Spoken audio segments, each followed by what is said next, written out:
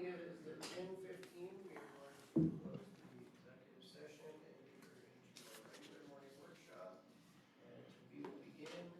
And we will begin with Public Works. Good morning. Good morning. We don't have anything on the consent agenda, and we'll move right into what we're up to, which is construction activities. Roosevelt Grade Road, we're still waiting for the results, the rest of our results for our analysis of that lower section of pavement. That should be here mid-September, they've told us, so we're gonna keep after it till we get it. Still waiting on materials so our contractor can install the new guardrail and repair the guardrail sections that we've contracted with them to do. Courtney Road project, there's still more hard rock excavation and embankments to build on the upper section, and they're prepping the lower section for paving.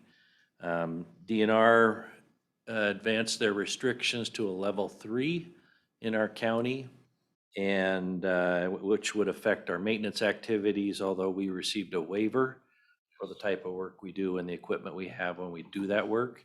And James Dean Construction is in the process of getting there, so they have to shut down at 1 o'clock till they receive their waiver.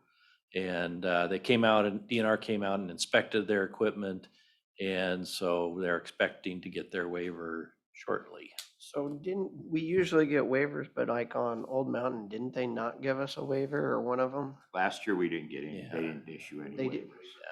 And so they're willing to this year? Yes, So far, yeah. Change of heart or management, or what changed? I think it's not as hot and as bad. I mean, it's hot, but we had a wet spring, so they haven't been as crazy as they were last year. Because last year, I think they had level 3 on in July.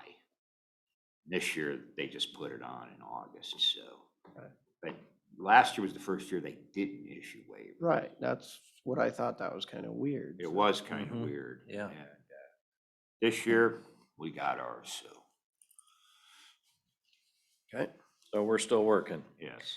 Annual striping program, our contractor completed phase 1 work, which is maintenance, and then they'll return to do phase 2 in the fall when we're done chip sealing, and they'll restripe all of our new chip sealed projects.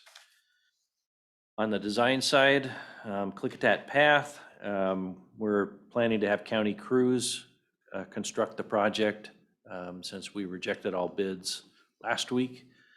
Something similar with the courthouse parking lots. Our crews will make the parking lots usable, but we won't do all the concrete work, and we'll regroup and rebid that next spring. And then we have our Rock Creek Bridge project, which is a painter, which will advertise this winter for next year, as well as Sundale Road, which we're working on because it's a large wrap project. The maintenance side, Goldendale East, we're chip sealing, and a lot of the trucks from the west side are helping haul rock. And the couple guys that are left on the west side are hauling rock on Johnson Road, so they're all busy. Facilities side, we're still asking the contractor to come up with a solution for our HVAC issues in those couple last places. They're working with the manufacturer. The blinds area, especially in the Mount Adams room, the painters are coming back this week to finish their work. They have some cleanup areas and some touch-up that they need to complete as well. The doors were thankfully fixed last week, so your door actually closes now, as well as I think there were 6 other doors similar to this one that they repaired. Was it settling or like? It's a timber building, so they asked us to kind of wait through a cycle before they fixed anything, and so now we've gone through, from last fall to almost a year, so now it's time to adjust them. They may have to do it again, but it's fixed now. So let's see, wireless bridge to Annex 4. We received the equipment to do that, and so as soon as they are able to break away and have time to do it, we'll get that installed and drop that cable. No change on our HVAC equipment in the Pioneer Center. It's still scheduled for next month, I think. Yes. September. Next September is what we're scheduled. Yeah. Radio sites, I'll show you guys real quick. We put the trusses on the building. It kind of shows you the site. So you can see we have very good. What a view from that Yeah, house. yeah. Really? Everybody wants to work up there. It looks good. Right now. Yeah. Wait till January.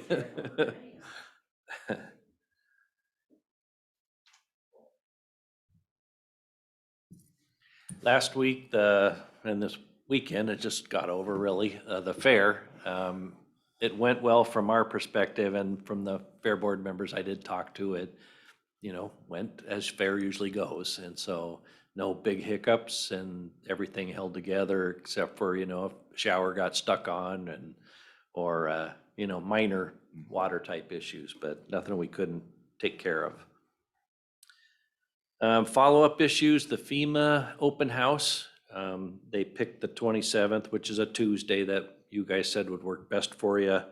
And it's the 5 to 9, and I saw where they'd actually sent you guys a notice for the Zoom meeting, yeah. And then RAP projects. So we had submitted some RAP projects for grant funding, and I'll let Jeff talk about the numbers because there's the discretional 20 points that we can give to one of our projects, and we'll talk about what we recommend. Yeah, what we do is there's a couple things. One, you get points and each project scores, and we bring it forward. Also, you have a spending limit or a limit that you can apply for up to, like we have $4.2 million. So we looked at 3 projects. Sundale, actually 4. Sundale Road, which is the lower section that we're doing the upper piece. We also looked at Harms, and we looked at a bridge on Schrantz Road, and then Sunnyside. And Sunnyside's a 2R, which is a repaver. So inevitably, or not inevitably, it scored the best points. You want to be with your total points, you want to be in the 90s to be assured to win. We don't like losing. It's bad for us or bad for anybody because it's a 2-year cycle. And as you guys are aware of, it isn't just 2 years, because while we get it, we get to start, we won't actually see the money for, 6 years or something like that. So if you miss that window, you're really out. So essentially what it came down to, Sunnyside scored 68 points, or no, 71.3 points. So then we add the 20, that brings us to 91.3. Harms was second best, and that scored 62, which is 82 points. So, we might win. We might win, we might not. The other thing that we looked at also is bridges. They're a separate category, and they only compete with bridges. There's only 2 bridge submittals in our region, ours and somebody else's. Well, if we did Harms comes in at 3.6 or something like that. So we can't submit any other project but Harms. So now we're rolling the dice plus. The paver's a lot less. It comes in at 2.3.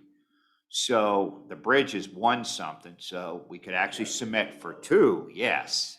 So that's why we're recommending the 20 points go to Sunnyside. So the project on Harms, is it just a refit of the bridge, or what is The reconstruction of the whole? of Harms from Centerville Highway to Finn Ridge. Finn Ridge. Yeah. Finn Ridge. Oh, Yeah, it's so not the that other- far. So you're only reconstructing up to the top of that hill? Yes. Okay. For 3.6?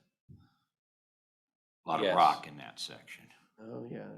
You have to hammer through. And the thing is, we're looking at probably 6 years out from now.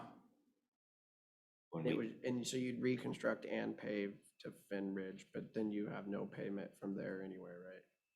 Right. No, then you would essentially be the second. Then the idea would be you'd go back in another couple of years and apply for grant funds. To go down To the. get to To Horseshoe go Bend, to Horseshoe Bend, where there is pavement where again. there is pavement, which it makes a good connection. I mean, there's no question.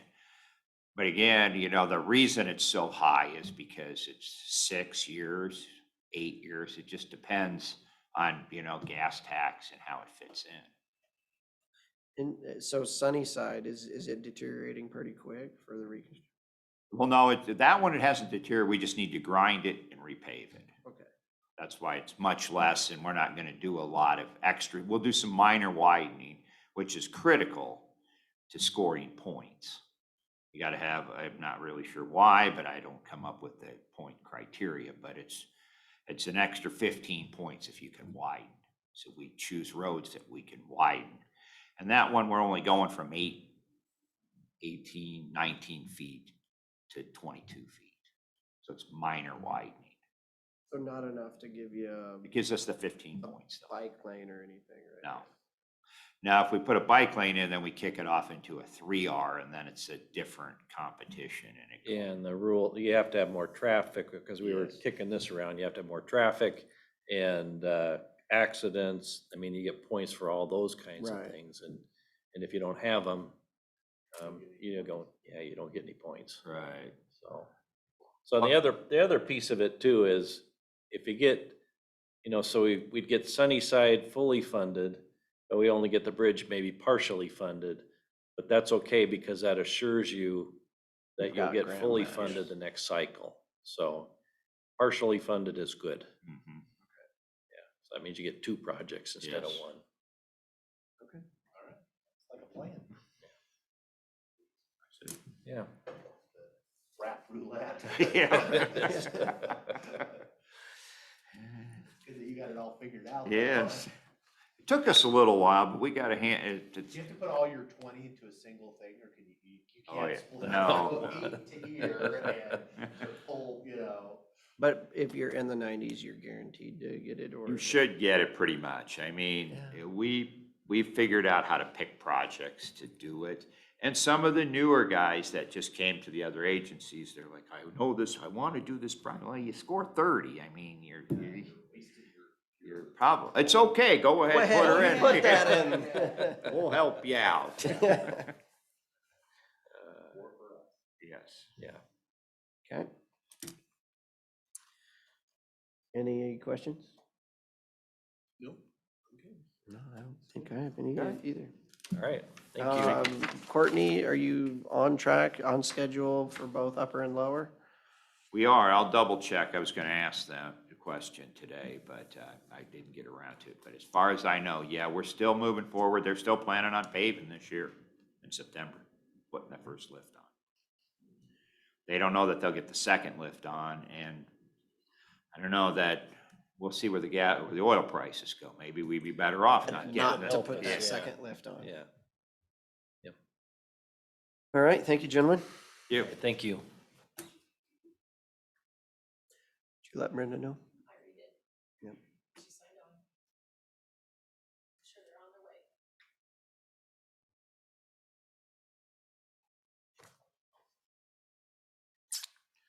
I can give you an update. There is a DNR lease that will be coming before you either next week's consent agenda or the following. It's at the airport. Yes. Yep, I've talked with Jeff Renard. So Jeff Renard renegotiated the lease on the DNR building where they use, and they've got, you know, all that ramp space and everything. And so the lease went from, can't remember if it's like 500 to 4,000 or something a month. And DNR was willing to sign off on it, so that's great for the airport. More revenue. More rev, they need it. We should have put them on the spot about how they felt about the meeting last Tuesday night.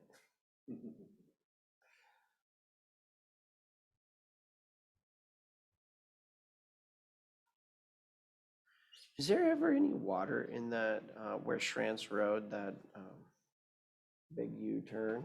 Is there ever any water in that little gully? I don't know, I'm not, I mean, it's just past Dot Road, but like, there's no trees or anything to the north of it. only when the snow melts, the 3 inches of snow. They get a year. Well, 3 inches can be 30 feet if it all piles up in the That's same all spot right. with that wind. True.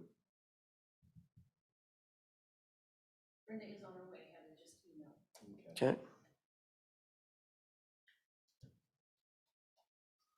Did you have any issues with the minutes from the 16th? I did not see anything for the.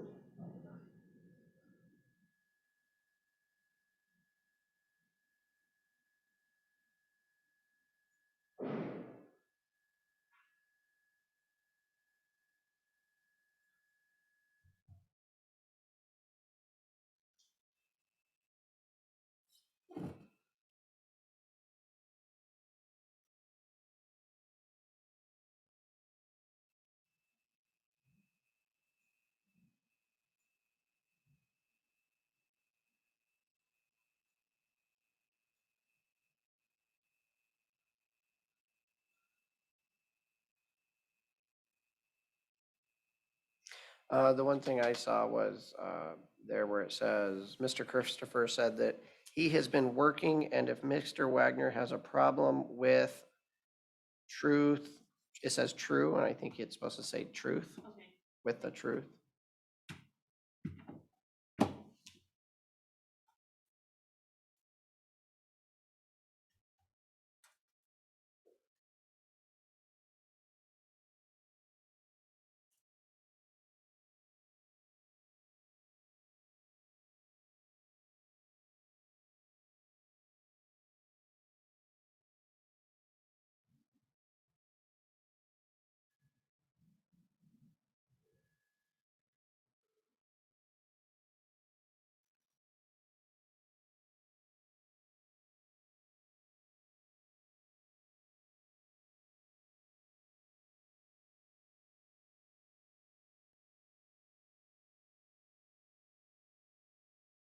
Lee, could you check with, I don't even know who, I had heard Julie Larson is not chairing right now the Lisle Community Council. I don't know if that's true or not. Could you see their September meeting if I could have a couple minutes on their agenda? Yeah. I want to talk to them about the classic coalition. Because I had went Wednesday evening to Klickitat in person, our first in-person meeting. And there's nobody participating in Lisle. So, and it's Lisle, Klickitat, it's the substance abuse coalition. KELSAC or Yeah, whatever. whatever it is. And I Come said, on oh, forward. well, I'll go to the community council in Lisle and say, hey, come on.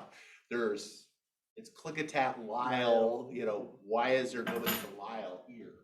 And it goes back, and it's supposed to go back and forth. They haven't met in person for 2 years. 3 years almost, yeah. Almost 3 years. Classic, yeah. Thank you. With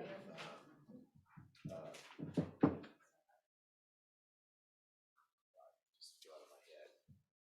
Xavier's mom. What's that? Tricia? Trisha. Yeah. Trisha was was one of the Lisle folks. Right. But with Xavier being He done, graduated, he yeah. graduated, she Yeah. said she was gonna take a Yeah. break. Yeah. Step up. Yeah. She was pretty I active mean, with I it. was from Lisle, so I guess I Yeah. was representing. Yeah. So how's everyone today? Doing good. Okay. So we got the primary behind us. That's a good thing. Proud of our voters. We got quite a bit more than the state average for voter turnout. It's pretty good. Of course, we had a few kind of controversial things on the ballot, so races. So we're underway, getting ready for the general. We've got the voter pamphlet's been proofed and prepped and sent off, and the ballot's being finalized or prepared, not finalized. The ballot, we just got certification of the candidates and that from the state, so we couldn't start our ballot prep until then. So we just got that. Have any questions on elections? Nope. Good job. Yeah. Thank you. Thanks. Yes. And we it's- got that sent over to the sheriff's office. Yes. And will you hear anything back from that, or Oh, is I it just will. kind of go? Yeah, that was discussed at the Canvas board meeting. I must have missed Well, that. Yeah, so, yeah, it was sent off. So taken care of, canvassing, recommended to voters and their ballots be sent for review. So, yes, that's been done. Okay. I just didn't know if usually the sheriff's office ever gets back to you. Yeah, or they lets- will. They'll give me a report. We haven't had to do that for a long time, Right, like years. it'd be interesting. Should be. So, okay. Under Finance, the steering committee, Barry Dunn's contract's been approved, agreement. We're hopeful they want to have an initial meeting. They've suggested 3 days this week. One doesn't work for one of the steering committee members. Haven't heard from one of the committee members. So it'll either be tomorrow or it'll be Monday the next week, I hope. So, because I don't think Gordy can do Fridays. So we'll get that going and get it headed down the road. State Auditor's Office still hasn't begun the audit. Our financial audit was originally scheduled for August 8th. I'm not sure when it's going to start, pending their receipt of some information from our not my office, but the county. It's not out of my office, but so they will not, again, I'll bring this up, they're not going to do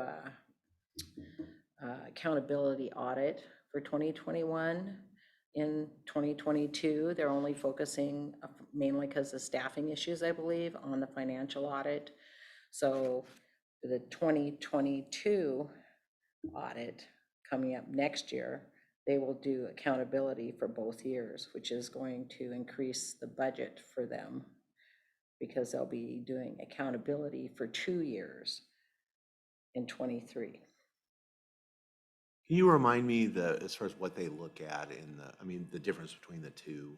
Financial is I what, mean, yeah, the yeah. financial is financial, but accountability to make sure we're following policies and procedures and that we have actually complied with some of their recommendations and other things. It's making sure we're following our own rules and Right. state rules and so forth.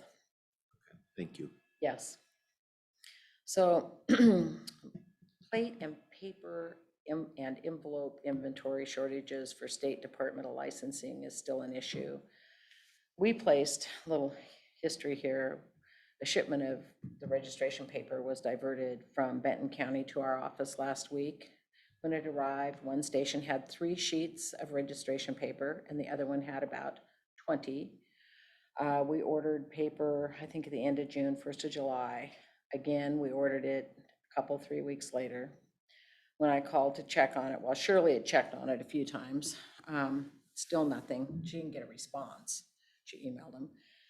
So I got pretty diligent with it and I just sent their help desk a ticket and I said, could you please advise how you would like us to proceed when we are at work stoppage because we don't have registration paper that's been ordered on this date and this date. They've moved pretty fast. Found you some.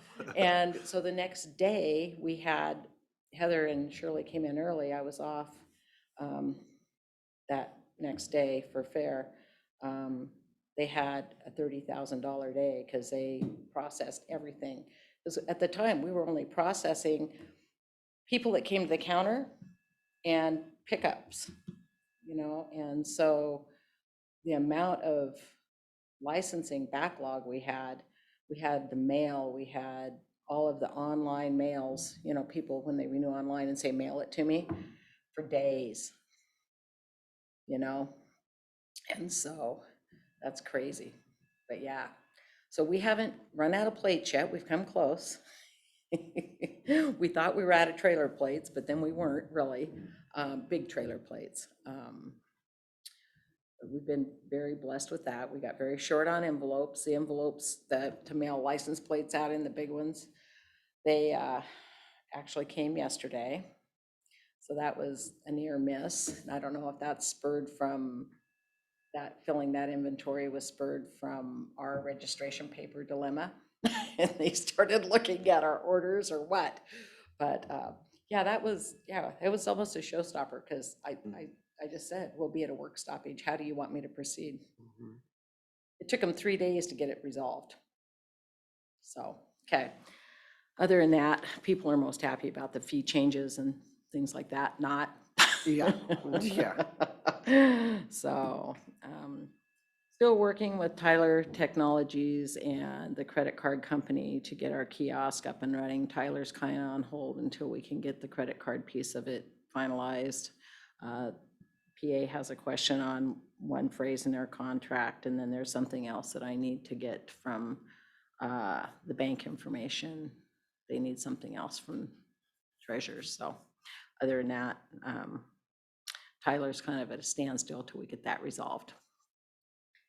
So veterans, continued field calls, make copies of files for those veterans that want them, direct them to the state WDVA, whether it's by phone or by email. We have interviews scheduled in anticipation of finding the perfect person. So, well, How many applicants did you get? right now I think we have,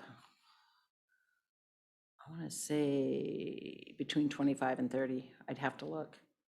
Wow. You I got a know. good pool to interview. Yeah. from. Yeah. And I put the interview request out and it was just, people started filling it right away.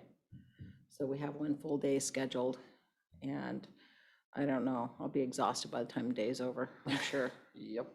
But get her done. Get her done. Get her done. The staffing, the accountant, elections deputy, and VSO is still open.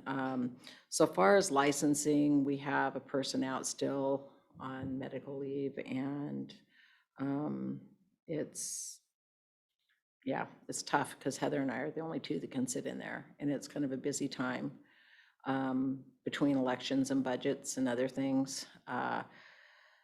And Shirley's been a trooper. It's pretty much everything falls on her. So, and you've seen a lot of me up front. You've seen a lot of Heather up front. Mhm. So, anyway, questions? No, when's a good time for me to come over and get my trailer license today? You just have tabs to renew? Yeah, You don't have them in here probably? no, Okay, well, no, I have a picture of it. okay. You gonna do it with a card or are you gonna? No, I can pay cash if I, Oh, or yeah. is that not preferable? Cash and check are free. Right. I'm not Credit using a cards are card. 3%, debits are $2.25. No, cash is fine. Yeah, that's fine. Well, you can bring it over and drop it off and then pick it up at the end of the day. Okay.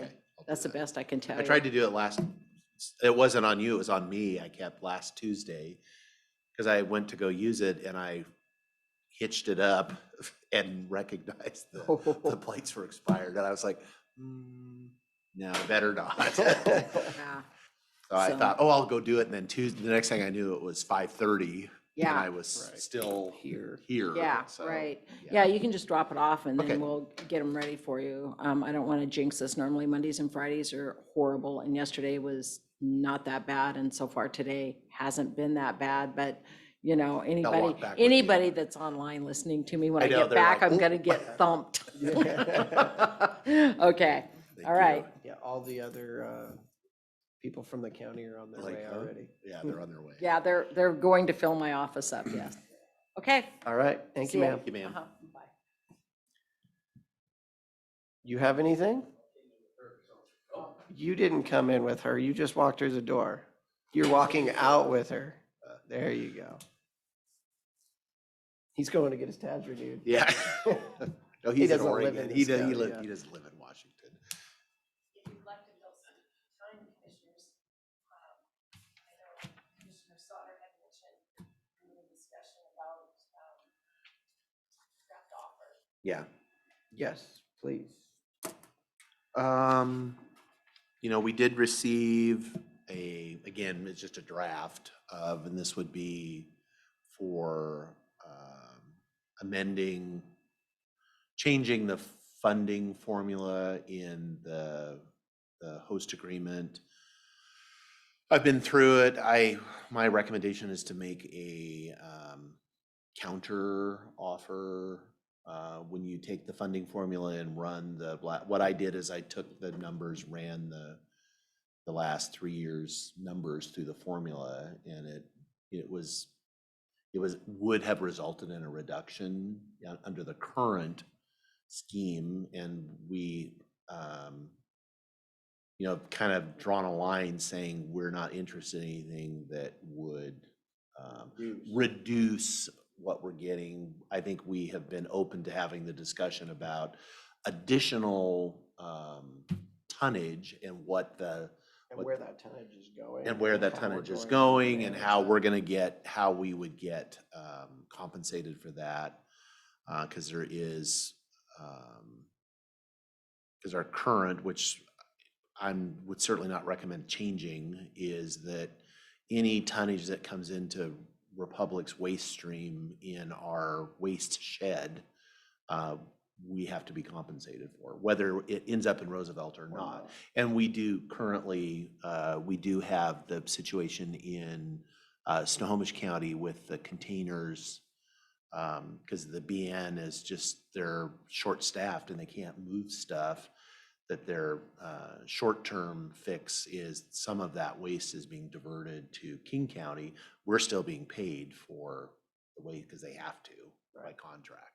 And They didn't want to wiggle. they out. didn't want, no, they did not try, no, to Republic's benefit, I would say, they didn't, they understand that, they didn't, they just informed us, and they did want, I believe they did talk to us about, in the end, there's gonna have, they just wanted to make sure that there's a way to document it so they don't have to pay twice. And so that's just, we'll need an accounting of that, because it's not going over the scale, but it is going over the scale in King County, and I'm sure they're paying. I'm sure King County is not letting them do it for free, so I'm sure they're paying twice, but they've got some rail improvements that are under construction now in a couple different of their rail yards, so they can store more cars, so they don't have to move things around multiple times a day, because the BN just does not have folks to do it. And so is that. So I don't know if we want to wait and we can continue this discussion on Thursday. My understanding is our third seatmate will be at least virtually, maybe in person on Thursday, and we can continue that. But that's my recommendation, is that we counter back something that's. You don't want to do like the other two and just say, start with no and then come back with a better?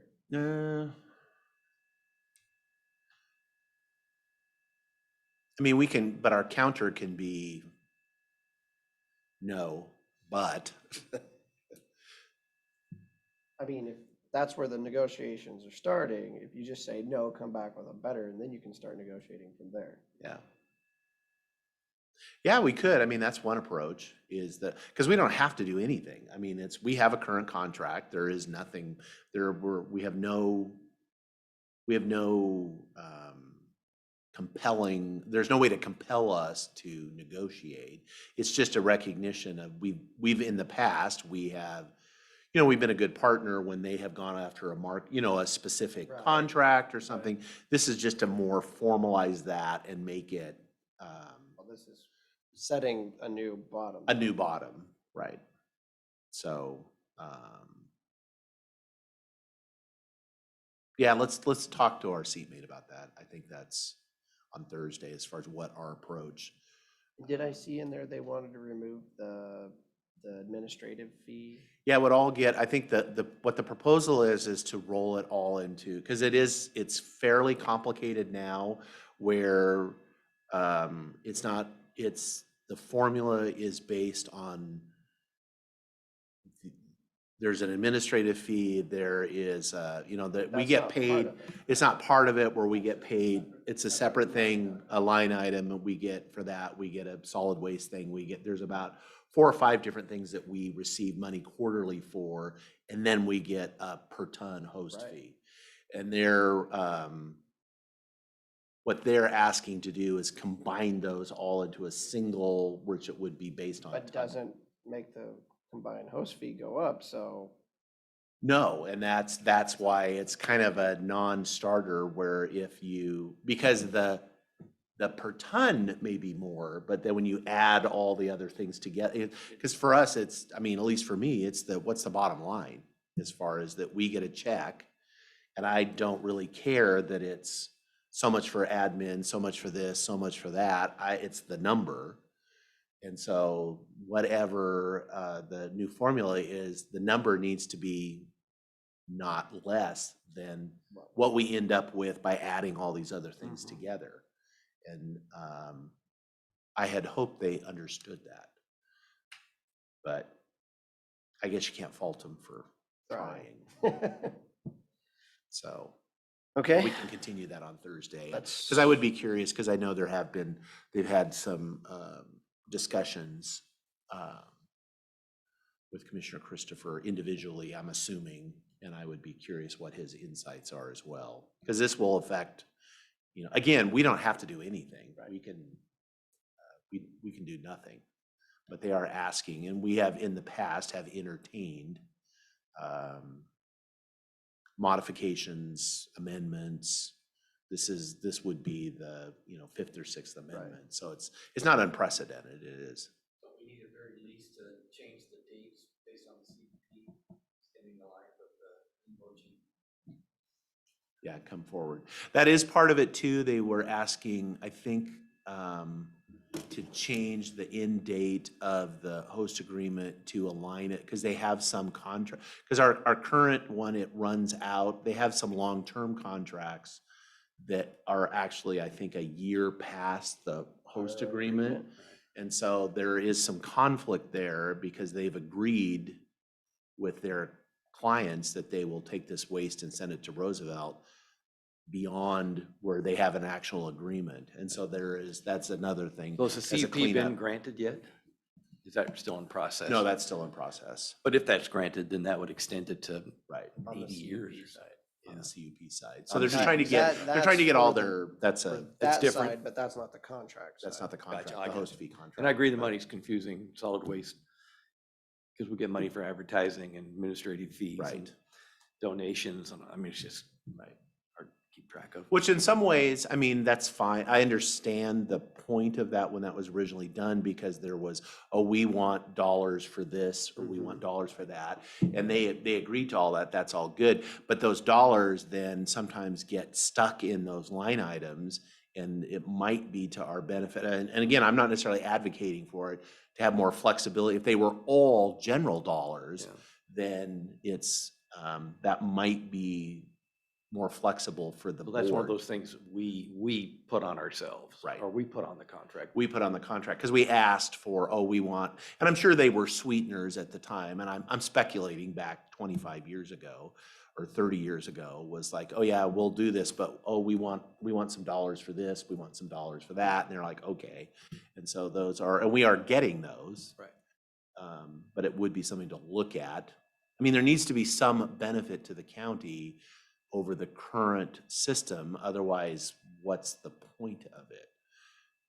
So that needs to be clear to identify that there's a benefit, as there have been in the past.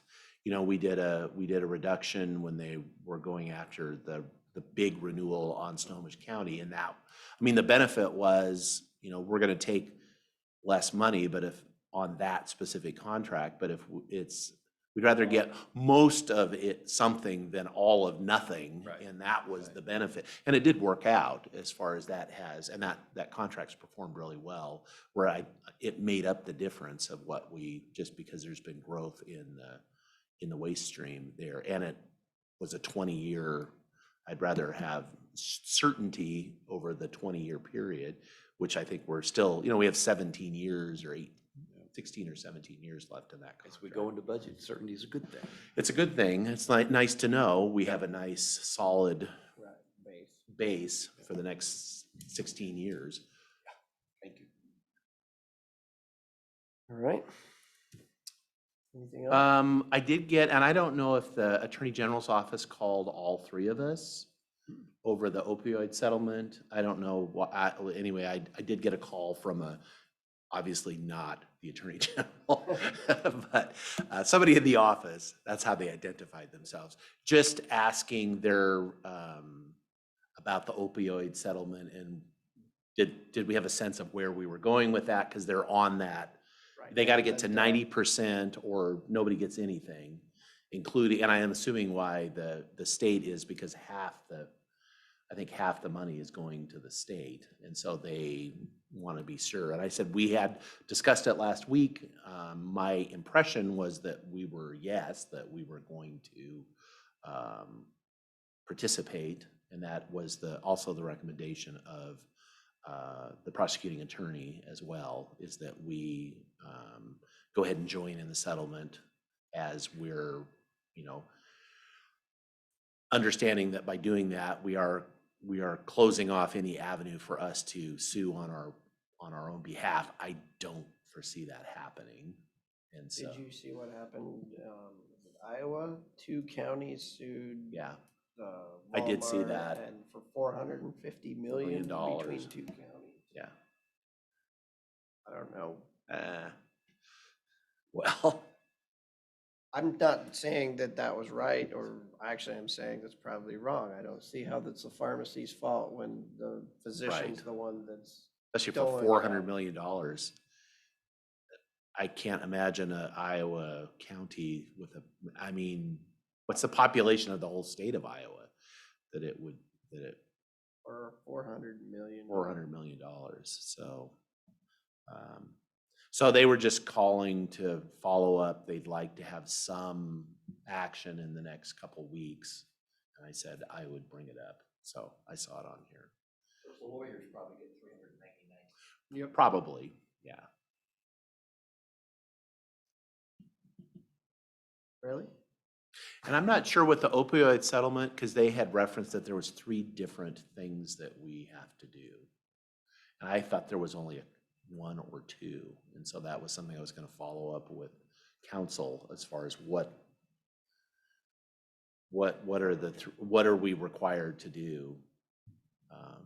Anyway, they're just nervous because they'd only heard back. Like everybody we've talked to is like, yeah, we're going to do it, right? but we've got to, they're on that timeline and it's, trying to get counties and governments and cities. Boilerplate resolution. I believe so, and I don't think it's a big deal. It's like, but you do have to take action, and it's by I think the end of September, they have to be at 90% of otherwise, 163 municipal governments. Right? yeah. Otherwise, the deal's off. And it is it's not an insignificant, as Commissioner Christopher, he's the one that's been participating, and his recommendation, at least that's what I gathered last week, both he and the prosecutor said, yeah, and it'll translate in 120,000 a year. yeah, or somewhere between $120,000 and $200,000 a year in the formula for the next 17 years. Why it's 17 years? What's that? Just general fund dollars, I mean, is it restricted? No, I think there's some restrictions on what it's got to be used for. It's not. Substance use. Yeah. But there may be something that we're already funding with general purpose dollars that we can switch out. I don't know, just speculating. We don't do a Jen's lot. running over here right now. No. You're looking for money for behavioral health. Maybe.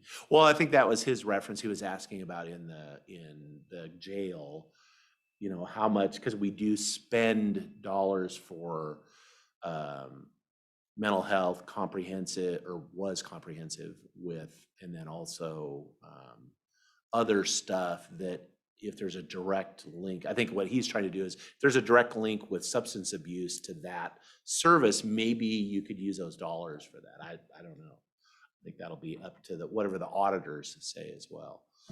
So, but they're very interested in getting the cats all herded down the road and get the signatures. I said, well, government, we move at lightning speed as far as our processes.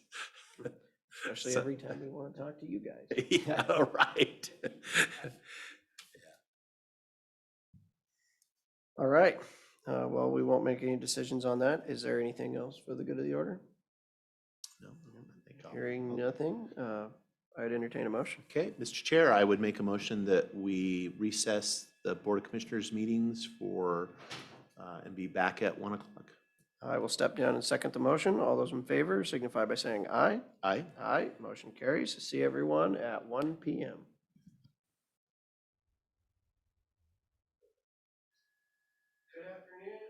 Good afternoon. We are going to call the regular business meeting of the Klickitat County Board of County Commissioners to order. Let the record show 2 commissioners are present, and we have not seen Commissioner Christopher online, correct? Okay. All right, good. He needs to rest. First, we will begin with the Pledge of Allegiance. I pledge allegiance to the flag of the United States of America and to the republic for which it stands, one nation, under God, indivisible, with liberty and justice for all.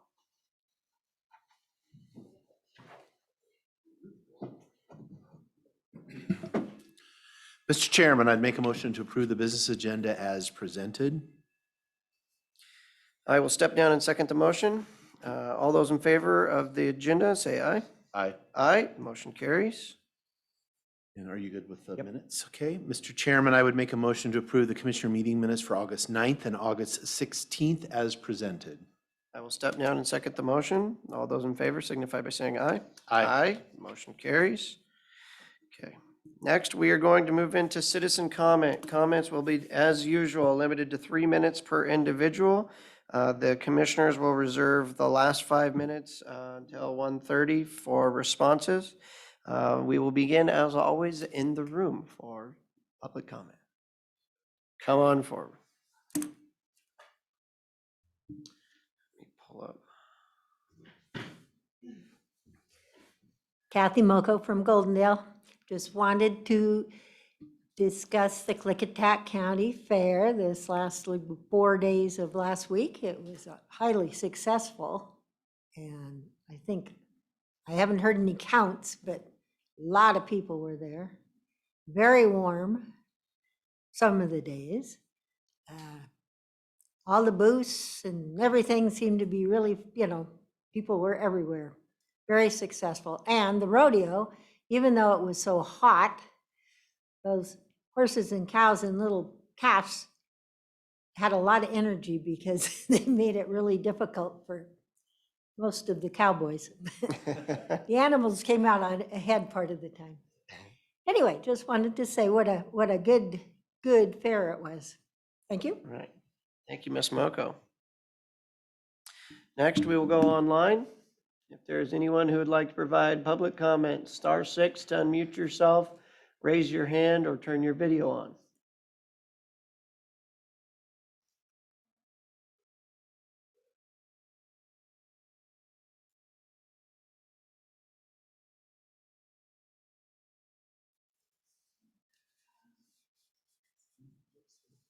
I'm not seeing anyone.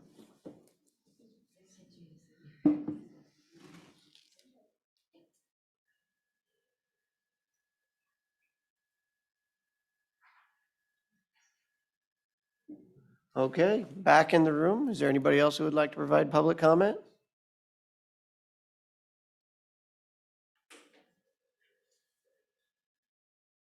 Okay, well, we've got some things to work on, so if anybody is interested in providing public comment, raise your hand, unmute yourself, or get our attention here for the next few minutes.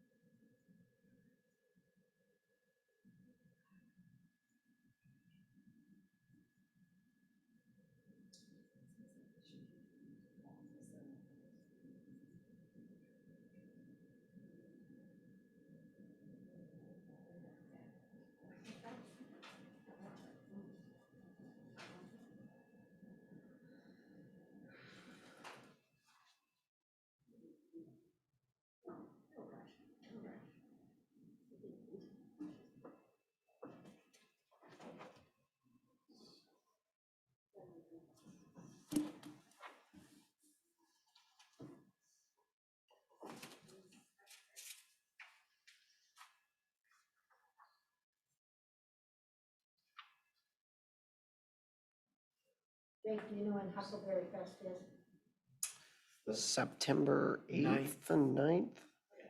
Not No, it is the Whatever the- 9th through the 11th regular. Okay. of September.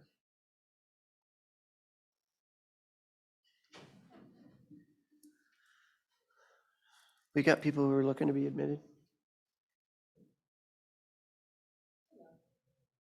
Hi. Are you looking to provide public comment? I think I'm on the agenda. Okay, well, we are still in Chamber of public. Commerce. We are still in public comment. If there's anybody who would like to provide comment to the Board of County Commissioners, *6 to unmute yourself, raise your hand, turn your video on. I do, if they're gonna come back to the room. Absolutely.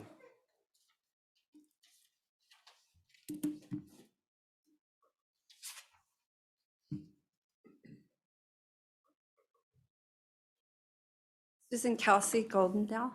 About a month or so ago, I brought up a question about the written minutes versus the videotaping of your meetings on Tuesdays. And I got a clarification that the video is your document that you keep and nothing's changed on the video. But when it's the minutes of the meeting, you can make changes. Is that correct? I'm not supposed to ask a question right now. Okay, so I just wanted to get that clarified. Meeting and the minutes and the video. I want to know how long those things are kept in archive. That's my two questions. Forever. Where are they archived? They're archived within the county's computer system. Uh-huh. When they were actually being videoed, they were minutes. You have to make a request, they're just not available online. Oh, okay. Thank you.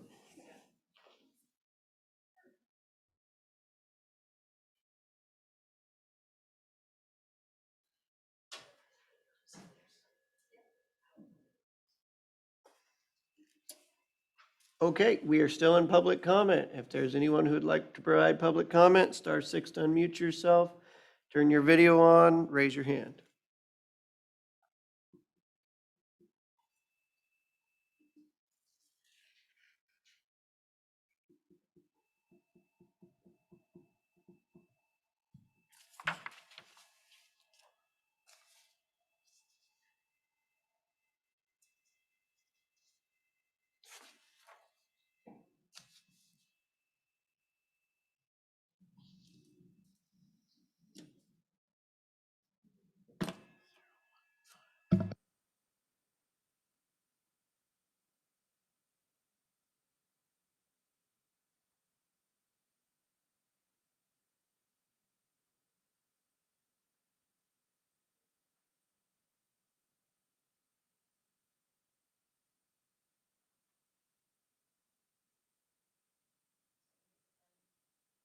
Seven, 2, 1, 1. Greg Wagner with Cease. The EOZ was adopted in the fall of 2004. It was written primarily for the wind projects that were here beginning in 2005 and 6. Mr. Sauter stated it was written for wind. We never thought solar would get here. The Planning Commission, which Mr. Sauter was a member of, also recommended a standalone solar EOZ, but was never followed through and enacted. Lund Hill solar was permitted without a solar EOZ. Much of the permitting was done improperly. This is exactly why the out-of-date EOZ needs to be updated with solar ordinances, and that no solar project should be permitted until the solar updates are completed. That would protect all the citizens in this county. We can't allow solar to prevail in this county without solar ordinances. And I'd like to know from you, Mr. Sauter, is it true that you're not running for re-election so that you can take a job in the planning department? Thank you very much.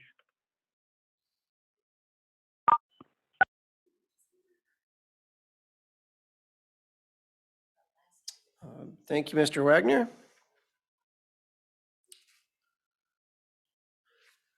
Is there anyone else who would be interested in public comment? Star 6 to unmute yourself, raise your hand if you're in the room or online, turn your video on.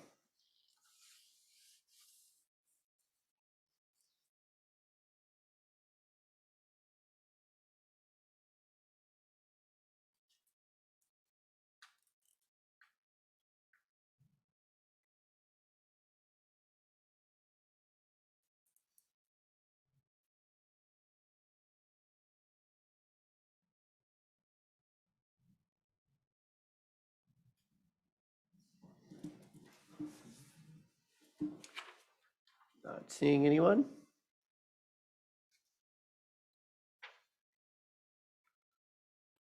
All right, well, we will leave it open for 5 more minutes.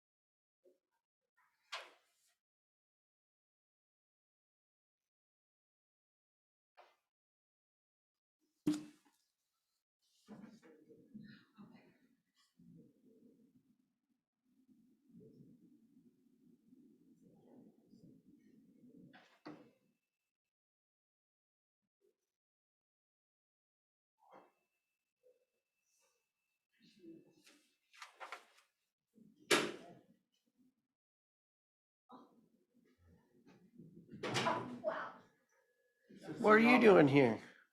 I'm here for citizen comment. Well, come give us citizen comment. I'm actually here to pick up my budget book so I can be ready for Thursday. You're not getting a second more than 3 minutes. You gotta gavel me down. Dan Christopher, Centerville. Boy, that's horrible. Yeah, no, I'm just here to pick up my budget book, say hi, tell you I'm in good health. Well, kind of. Take a minute to thank KVH EMTs. But yeah, they all did a good job, and that's kind of all I have to say. Are you getting the rest that they're telling you to get? You know me better than that. Yeah, I mean, family's all here. It's not so much rest, it's life choice change. Salts, cholesterols, things like that. I've never had high blood pressure, hypertension, anything like that. I've never had high cholesterol. I get checked quite often. A couple years ago, I went through and did stroke testing and heart testing on the treadmill and all that. How was that? It was either 2 years ago, 3 years ago, right before COVID. My only brother died of a stroke at that time, so I went and got checked out. Everything was fine. So, yeah, this whole thing was kind of out of nowhere. So it is what it is. You almost got appointed a new guy over there, so, or girl. According to the doc, it was 1% chance of still being here.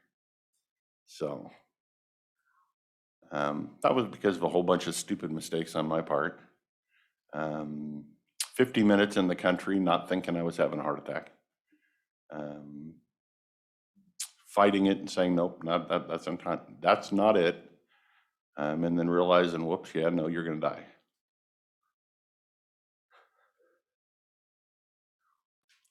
Anyway, and long story short, that's it.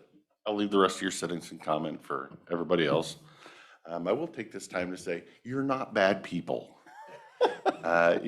We don't agree on everything, and we can have a debate and respectfully disagreeing, but that's how it should be. Everybody shouldn't agree on everything. Everybody in the audience doesn't agree on everything. So I don't know what the rest of your citizen comment was like. I was gonna tune on today and my wife told me I couldn't. So I'll get myself a little blood pressure cuff up there so I can, anyway, that's all my time's up. Thank you, Mr. Christopher, and glad to see you among the Upright. land of the living. Oh, he's pretty good. He used his full 3 minutes. All right, next, is there anybody else who would like to provide public comment? Oh, there was his 3 minutes. Star 6 to unmute yourself, raise your hand, turn your video on.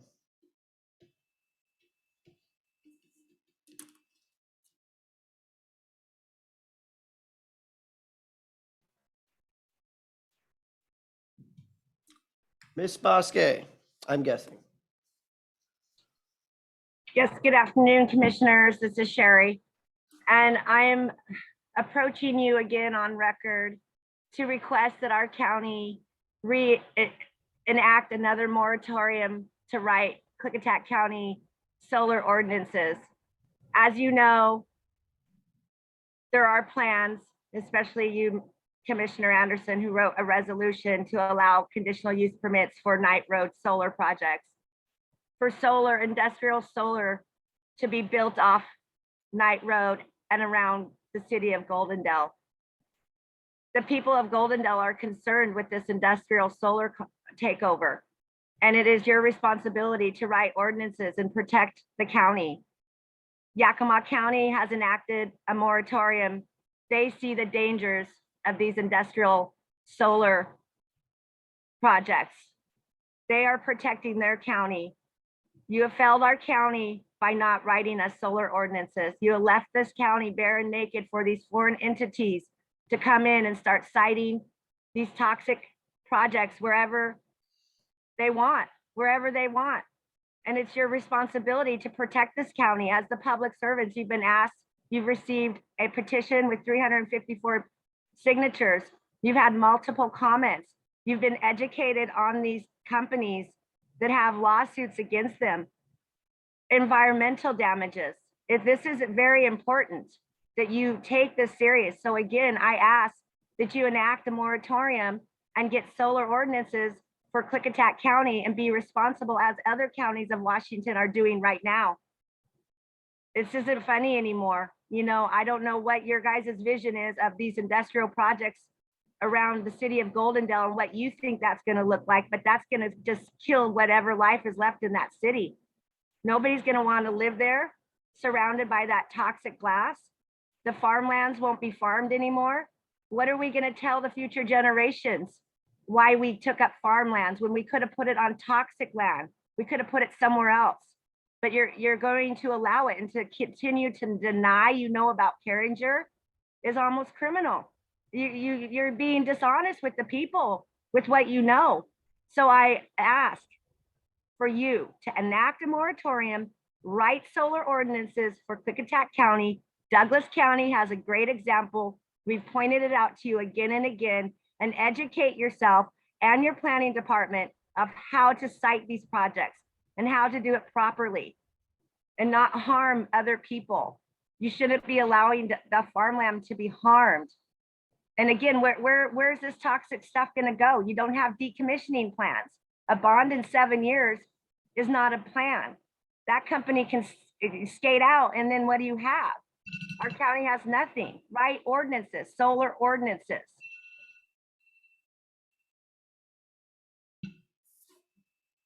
Thank you, Ms. Bosque. Is there anyone else who would like to provide public comment?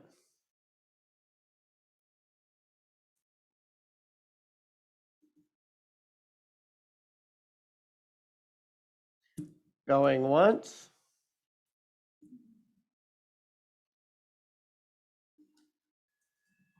Going twice? Last chance, *6, raise your hand, turn your video on, or jump up and down if you're in the audience. And 3 times. All right. Mr. Sauter, is there anything you would like to respond to?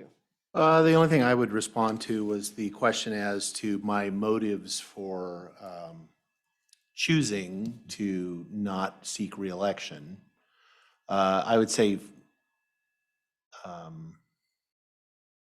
first and foremost was a recognition, as which I believe Mr. Christopher experienced this last few days, as to the toll of doing this job for a long time.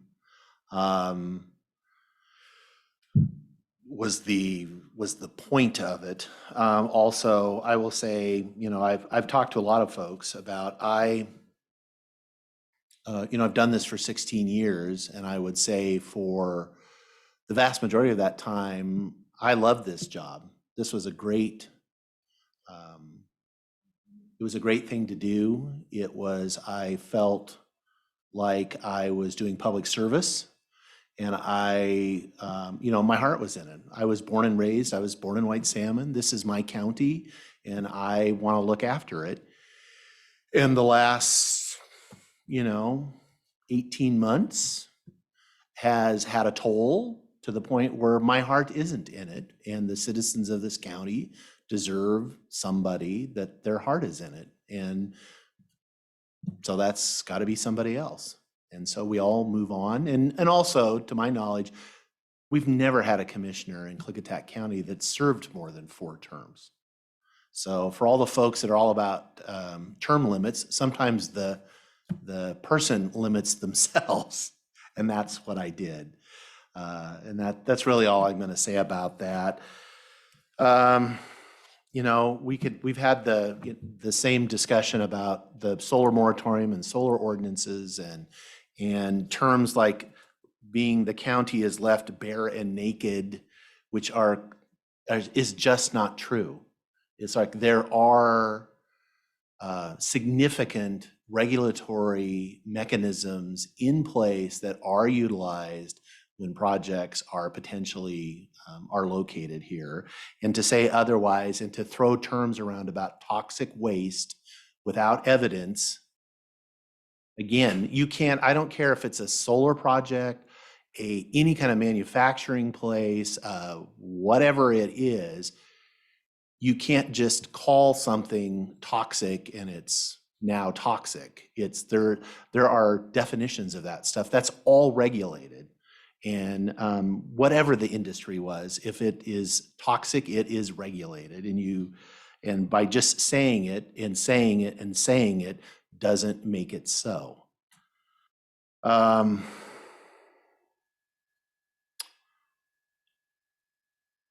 Yeah, as to the solar ordinance that Douglas County,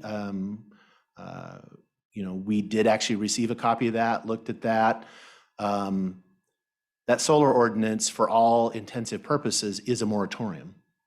And it will be judged as much, as far as, because it was written in weeks, and there is no criteria for setbacks. There's no basis for the only basis for the setbacks that are in that ordinance are to make it basically impossible to site a project in Douglas County. That will never stand up as far as if anybody wanted to push on that, meaning a solar company. And then we keep going back to the fact that no matter what happens, the other path that is available to folks is to go to FSEC. And I don't know if people are not paying attention to what a national and a state priority renewable energy is. So my own thing is I'm not opposed. I've never been opposed to solar ordinances as long as the goal is not to outlaw projects, because that it's a fool's errand. That's not going to happen. And I would like to retain as much control locally over the permitting process than to have the state just do it, because they are doing this in other places. And these other places that are being referenced of like, oh, why don't we be like them? Well, guess what? Those projects are coming into those counties with no local input or conditions. And I don't think that's a good thing. I'm just restating something I've stated multiple times. Thank you, Commissioner Sauter. And I would say thank you to Commissioner Sauter for your 16 years of dedication and service to this county as a commissioner, on top of your many decades of service volunteering in this county prior to that. People don't realize how many different things a commissioner has to look at between a $60 million budget and 23 different departments, on top of all of the other things that we do at the state and federal level. And I'm looking at, the loss of Commissioner Sauter is probably one of the largest losses we will see in this county for the next multiple decades, because of his wealth of knowledge, understanding, and the respect that he has and holds at the state and federal level. He served in a multitude of positions throughout his tenure, and I'm sorry that the last 18... Sounding like a funeral here. Well, I mean, Dan did walk out, and if you stroke out on me, we're going to have a problem.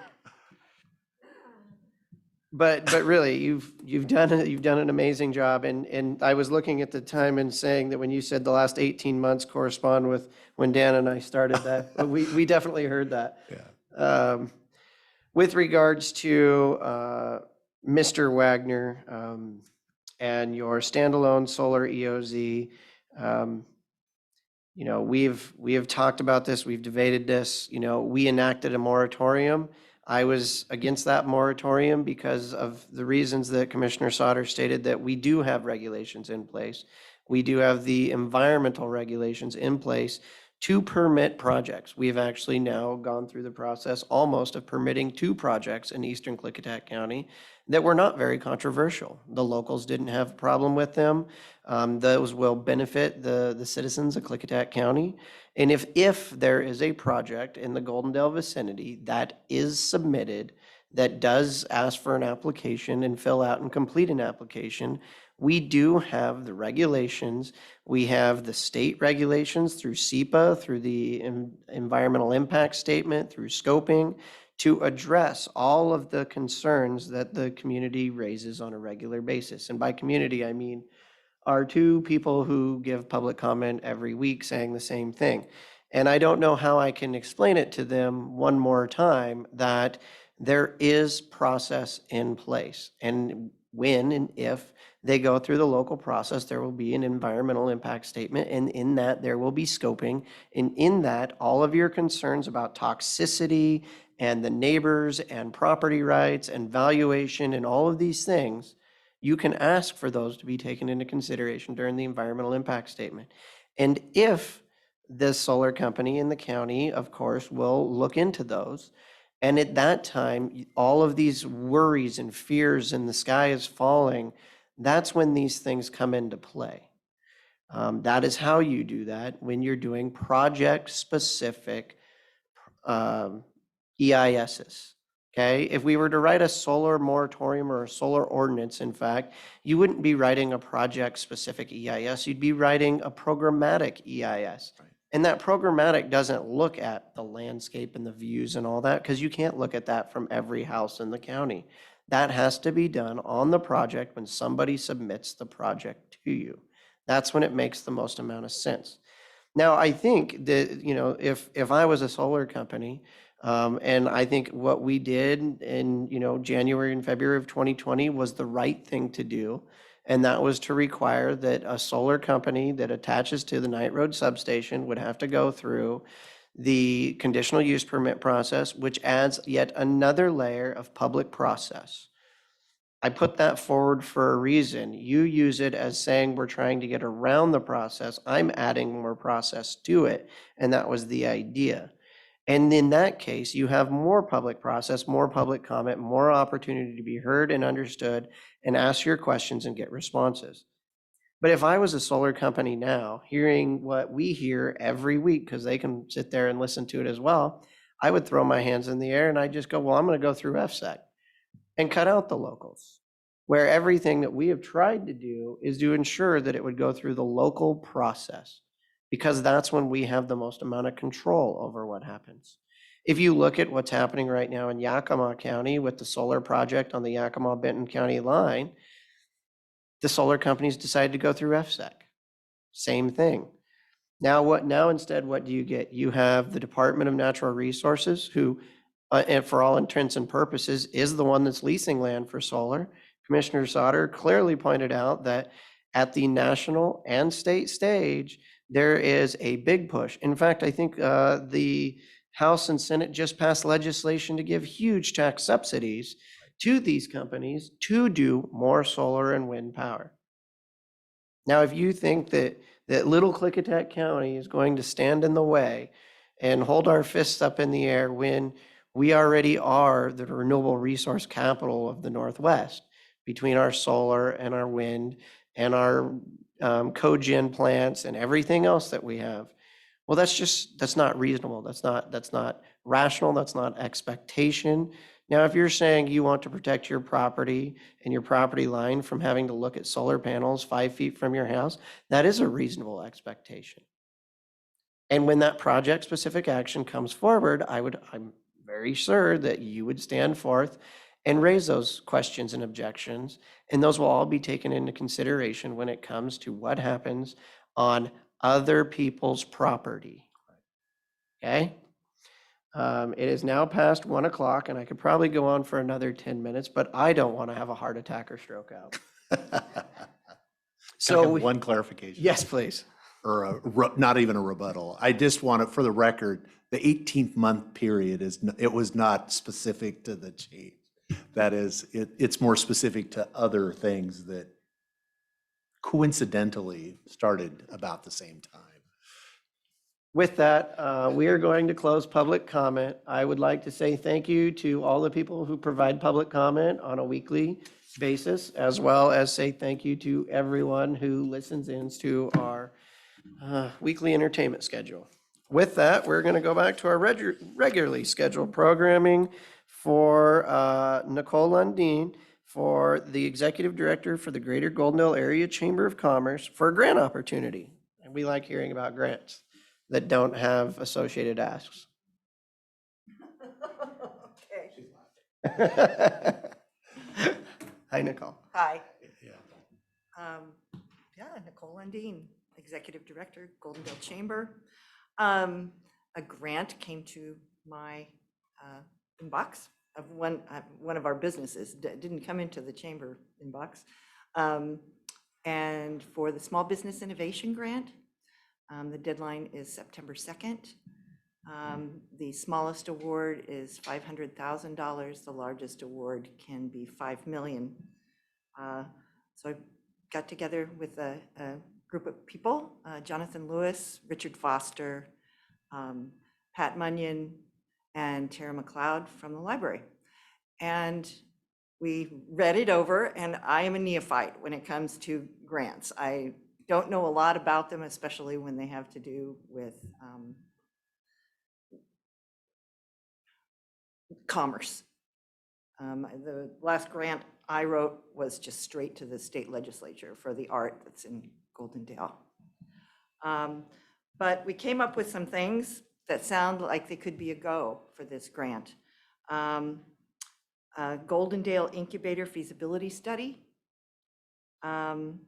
business consulting, and this would be for small businesses, looked at economic gardening based on stuff that Richard has talked to me about, and that looks like businesses really only $1 million or more. A lot of our small businesses are much smaller than that, and they could, use some direct consulting.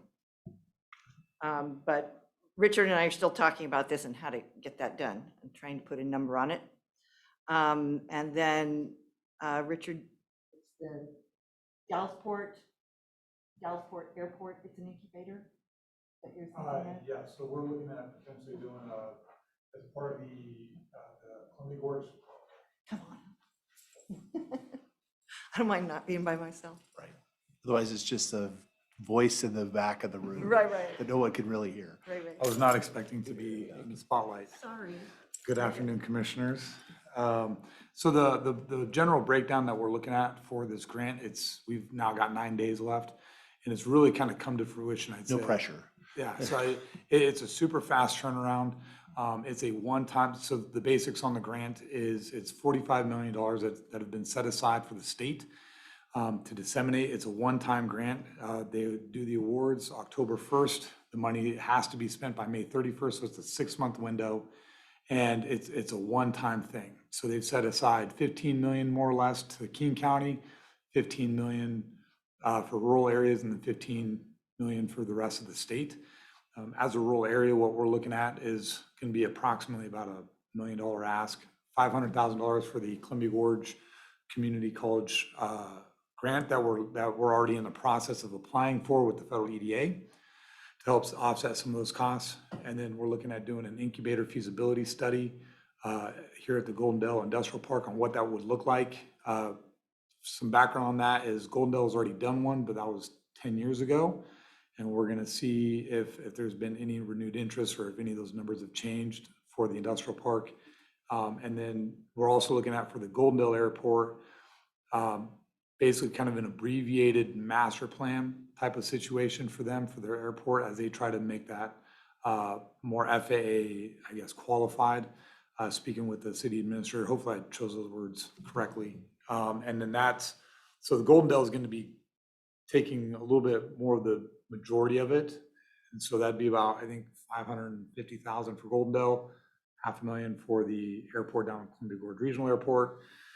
And we're going to be setting aside hopefully a portion for the business consulting portion, which would be designated under the business accelerator programs that the state typically looks at. So it's going to be about at least a $1,050,000 ask from the state for this grant, and then whatever else we come up with for the business consulting, which would be through the chamber. The idea would be to have the county up on top, so we would be the recipient, and then the portion would go to the city. Portion would go to our federal EDA portion that we're going through with the airport and the Columbia Gorge Community College for their college program, for the aviation maintenance program. And then the third portion, which would be 100 to 200,000, would be going towards the business consulting portion or business accelerator program. What's the match? So there is no match. There's no match required for it. It says it within the frequently asked questions because they don't have it within, it's called the Small Business Innovation Fund. There's no match required. They would like to see a match. The Goldendale, speaking with them, they said that they might be able to come up with something, but we're going to be utilizing, I'm going to make an argument that the county's match that we're already putting towards the federal EDA counts as a match because it's for the project. And capital expenditures are allowed. Okay. And so that's the big push, I guess, from our perspective, is that we can use it for pre-development for capital expenditures, like buildings and stuff. But it's a very fast turnaround. Yeah. My question would be then, with the Goldendale Airport, where's the link into small business development? So they want to do, they want to do a small type of commercial business, like little lot, same thing that we're doing down there at the Columbia Gorge Regional Airport. They like to do something just south of the runway. And speaking with the city administrator, he was saying that they've been in contact with the landowners out there, but they need to have some sort of feasibility on a study on what that would look like. Aren't on the south end of the airport, isn't that where they already have the hangars? They have some of the hangars, yes, but they'd like to turn a portion of that into basically kind of a commercial business lot. So like Aviation business park. Like Yeah, take those like hangars aviation down or room. what? But the hangars would stay, and they want to include, I guess, a neighbor. I can give you further information. To be honest with you, this has all come out within the last 24 hours, and I just spoke with Pat this morning. So I'm a little fuzzy on the information, but we're trying to put this all together within, like I said, I'm at 9 days now. So it's, So what's we- what's the downside if we say, yeah, go forth and do? well, in my mind, I guess it's a bit of a long shot, but it's, Yeah. you know, to me, there's no. If we don't grant- have, normally there's there's no an match ask. needed. Yeah, there's no match needed. It's, I'm kind of in the, so I suspect is gonna be highly sought after funds. So I guess my next question is, why did we not hear about this until 10 days before? It only They- came out on the 8th. Yeah, it only came out a couple weeks ago. And so we were looking at it, and then they came out with some frequently asked questions, because there's a lot, Those came out so on the the actual 12th. Small Business Innovation Fund was very vague on a number of issues. So it has a $500,000 minimum ask. So it wasn't until they came out with their webinar and then the frequently asked questions where it was like, oh, you can use this for capital expenditures, pre-development. So I look at it, the use of funds that it has is, off the top of my head, it's for incubator spaces, is for business accelerator programs. It is for, and it says it specifically, improving workplaces that were damaged due to the pandemic or vandalism. So to me, I just think of, kind of, well, all those rights and stuff. I'm thinking that's probably what the funds that they're looking for specifically. And then the other portion was for other initiatives that increase business capacity for small businesses. Right. And those were the big ones. And so when I initially looked at that, I looked at that and I said, well, if it's got a $500,000 minimum ask, I don't have anything for business accelerator programs like economic gardening or anything like that, or Impact Washington, which is free, and we have our SBDC person here. So I don't have anything that I could combine that would meet that $500,000 threshold until we read within the frequently asked questions that came out, I think it was last week, if I'm not mistaken, in regards to capital, pre-development for capital expenditures. So once I saw that, I said, oh, I've got a few things infrastructure-wise that we could potentially use with focus on Golden Dale and our partnership with the Columbia Gorge Community College on that workforce program. Director McClure. Yeah, we were aware of it, but when it first came out, it was very focused. It was only for nonprofit organizations.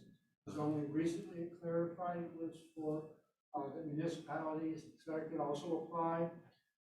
When we looked at it for nonprofits, these are federal dollars.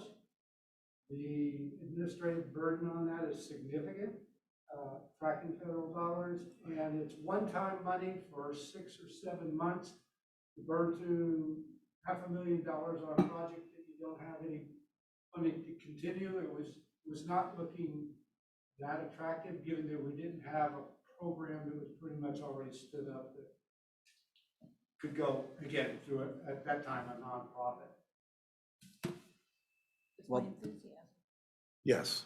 that makes a lot more sense. I do really like the idea that, for small business development, and that's exactly, when tying that in with the EDA and showing we have a huge match would go a long ways into making it score high. Is it an all or nothing, or will the Small Business Development Center pick and choose? Like, they're like, we like this part of it or no part of it. I don't want to ask for the whole apple when I could have got a little bit and made that.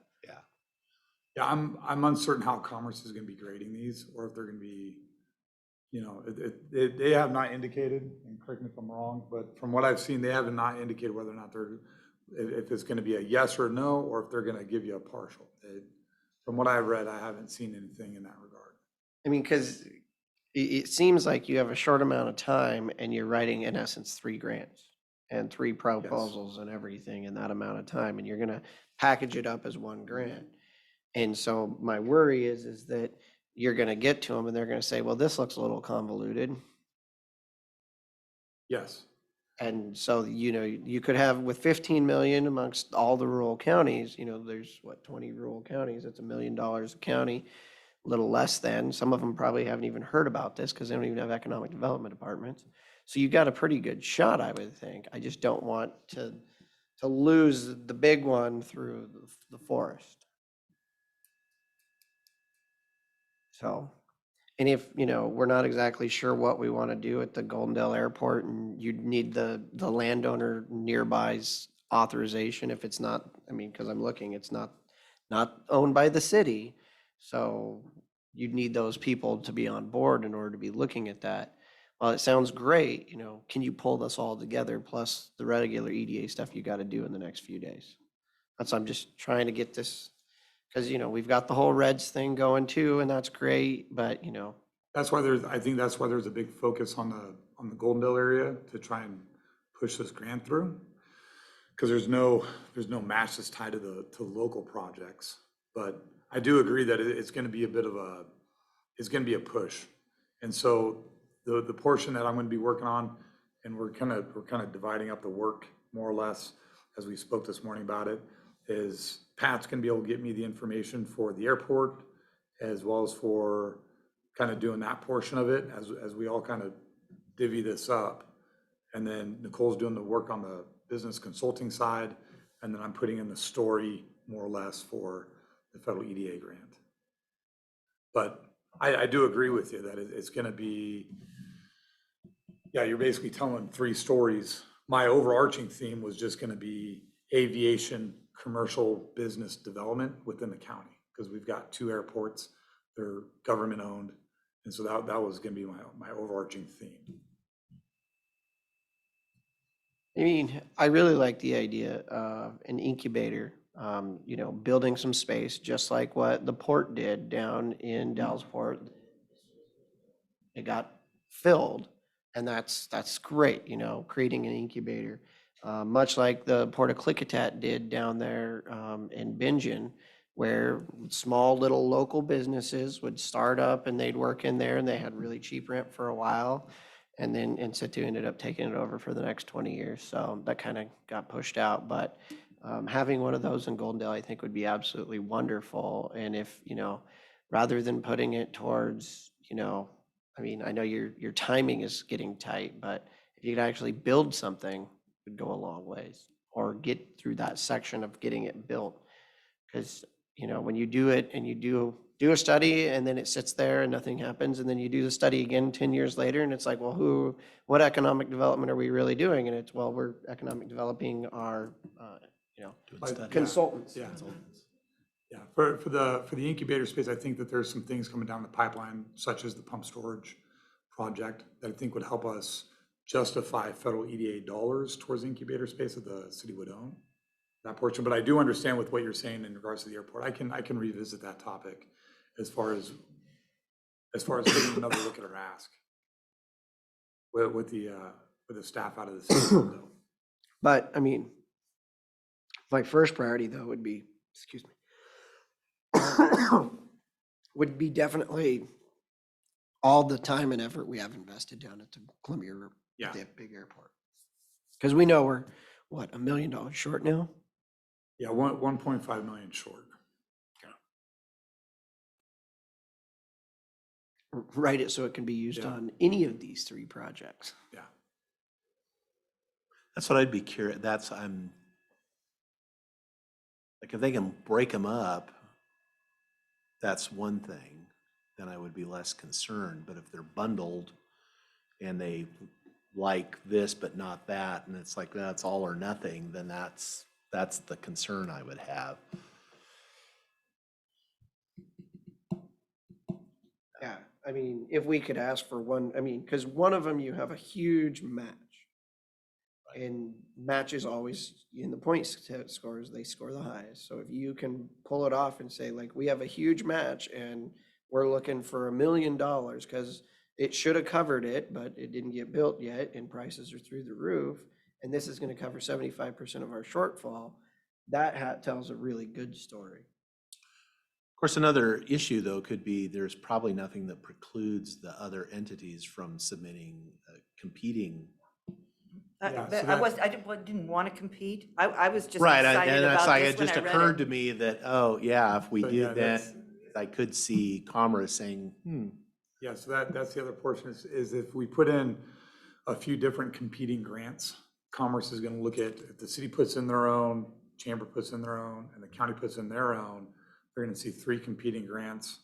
And we don't know how that's gonna turn out. So if we come in with one overarching, and last week, including yesterday, I tried to reach out to Skamania County, see if we couldn't get something that was by county for a region that would help strengthen our package, saying that we have support from 2 different counties on some sort of project, but I just haven't been able to get a whole lot back from Skamania County EDC. They've been quite busy recently. So it's kind of, I guess my original approach was if we can put it all together with one overarching theme, which was going to be aviation and small business, that was going to be kind of the play, I guess.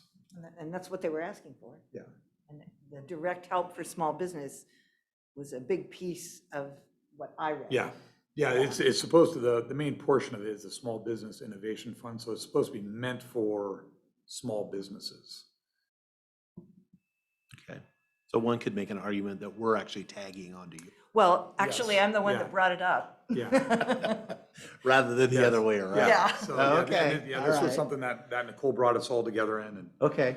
and then as we were sitting there looking at this, with my county hat on, I said, well, I got some other. I Yeah, know. some other Can I things put in I some can- infrastructure Yeah, enforcement into this? Thank you. And then my little red flags went up and I Yeah, went, yeah. oh my God, they're gonna take it away from Right, anything okay. we really want to do here, which we think is really important, that small businesses get some consulting help. Goldendale's changing, and the small business community. If I may. So can you explain that, so we have Lorena. Yes. So how would this complement that versus what isn't getting served under the current that this would enhance? I think that it would be general mentoring from a concentrated a group that focuses on that business and what they need, not from a government agency necessarily. Rather business-specific mentoring, coaching, visits, and I'm thinking it should be probably for a 4-month program that's concentrated, similar to the economic gardening stuff that you were talking about. And we don't know yet if they make exceptions for smaller businesses, which is what is needed here in Goldendale. We don't have a lot of businesses that are bringing in $1 million a year in revenue. We do have some, and we have some that have that potential. So how much do you think you can spend in 4 months trying to coach businesses? And I mean, that's what I'm trying to figure out. and I mean, if For I the- was on the EDA, or on the review committee, I would say, do you have businesses that are signed up that want this service? And do you have a list of them? And you're like, our goals, we have 10 businesses that are interested in coaching or whatever, and this is how much we think we can spend on the consultants to give them the coaching that they need in order to grow. Mhm. I mean, if you can make that case, it's a sound case. I could make that case As- before September 2nd. Yeah, as That's always my biggest thing, yeah. as part of the, and just to give you gentlemen some insight on kind of what we're looking at as far as their piece of the pie for our ask, is we're looking at approximately maybe $100,000 to $150,000 ask. So out of the $1.2 million ask, they're asking for 10% of that for just this business consulting. I've spoken with Lorena today, and whatever consulting group that is contracted out for whatever sector of the economy that we're going to be targeting, Lorena is going to be involved in that, and we're looking at continuing to have her involved. And it's going to be the same thing. There's a number of different consulting services through the state, whether it's Impact Washington or SCORE. There's various entities. And so the idea for us is to have Lorena be the kind of the centerpiece of that with the county. And so that if Impact Washington's coming out here, that she's joined in with that. If another consulting group comes in for whatever sector of the economy that might be here in Goldendale, Lorena is going to be engaged with that, because Lorena can bring a lot of the tools as well into that discussion. And then whatever's, I guess, being consulted upon, Lorena is going to be up to date on that with those businesses so that she can help carry that forward into the future, I guess, so to speak. But as far as their overall ask from the chamber, I guess, I'd say it's about 10% of our entire ask that we're looking at. So we're looking at, again, it's $500,000 for A&E out there for the Columbia Gorge Community College program that they're doing. And then it's going to be a total of $550,000 for the city of Goldendale, with about 150 from the chamber. Is that Which would 150 be- included in the cities? No, that 150 would just be set aside for the nonprofit, which would be Goldendale Chamber, which would be carrying out the consulting Okay, services. so then you're 1 or 5 plus another 550 plus another 150. Would be 1.2 altogether. 1.2. But again, we're still looking at, I mean, we're just a few days into this, so we're still looking at the business consulting and what that might look like. So other ideas that were thrown out was, I'm very familiar with our WSU extension and the great work that they do with our wheat farmers and what's been going on over the past few years with the cattle. So we're looking at maybe something targeting our vineyards. I mean, we're still, and we don't have much time, but we're still looking at that piece pretty intensely. So nothing's written in stone is what I'm saying when it comes to the business consultant side with the And chamber. when's your meeting to talk with, the feds about, can we bundle these to make the 500,000 minimum For that, for the asks? for the federal EDA grant? No, this is in essence, it's small business and you're combining 3 different projects. Are you going to ask them if that's what they want or if they want them individually so they can score them individually?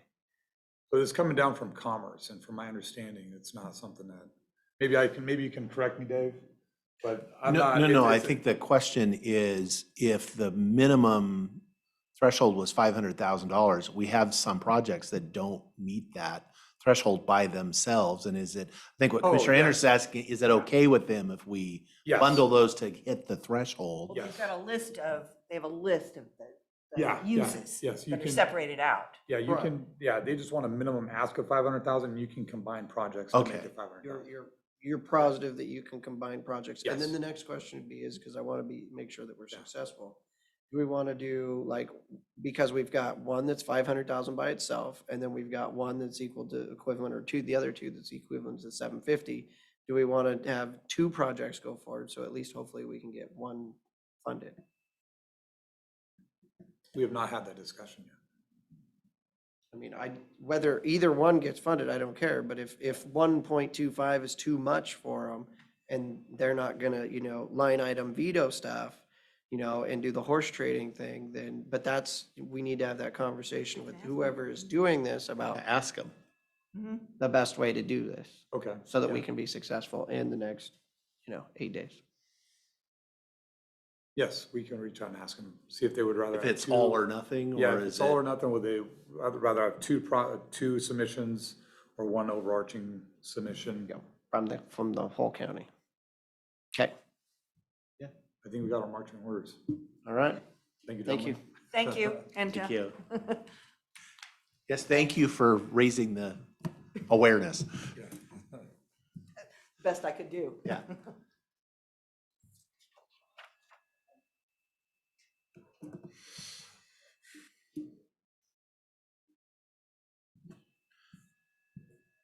Okay, are you ready for consent? Yep. Mr. Chairman, I would make a motion to approve the consent agenda, all 5 items. I will step down and second the motion. All those in favor signify by saying aye. Aye. Aye, motion carries. Pay the All right. bills. Pay the bills.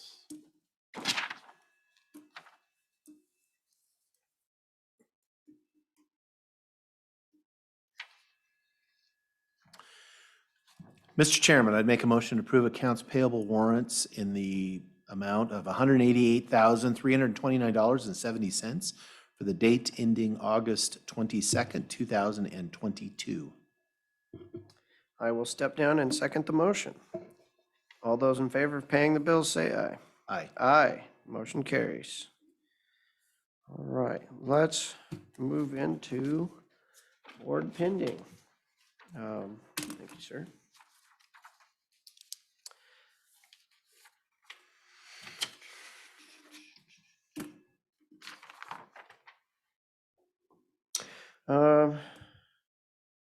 We want to talk about the district court services to the 3 cities. Yeah, any You know, the last I have heard was the city of Bingen and the city of White Salmon were supposed to be taking our information. They were supposed to be coming back to us with their, what they think would be fair.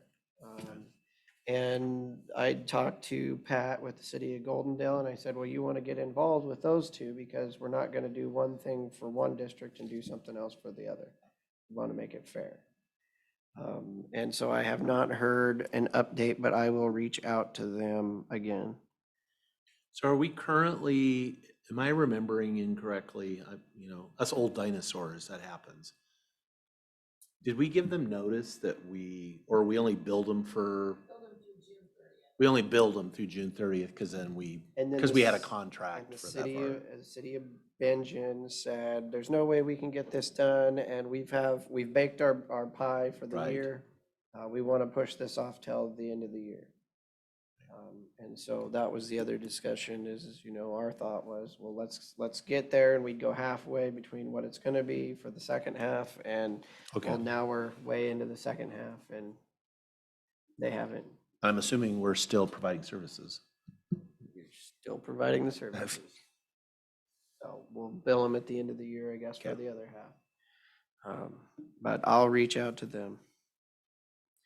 All right, Public Defender Services Contract for 2023, 2024. What direction would you like to go, sir? I don't know, I would just raise the possibility of maybe we need to take a little different approach that we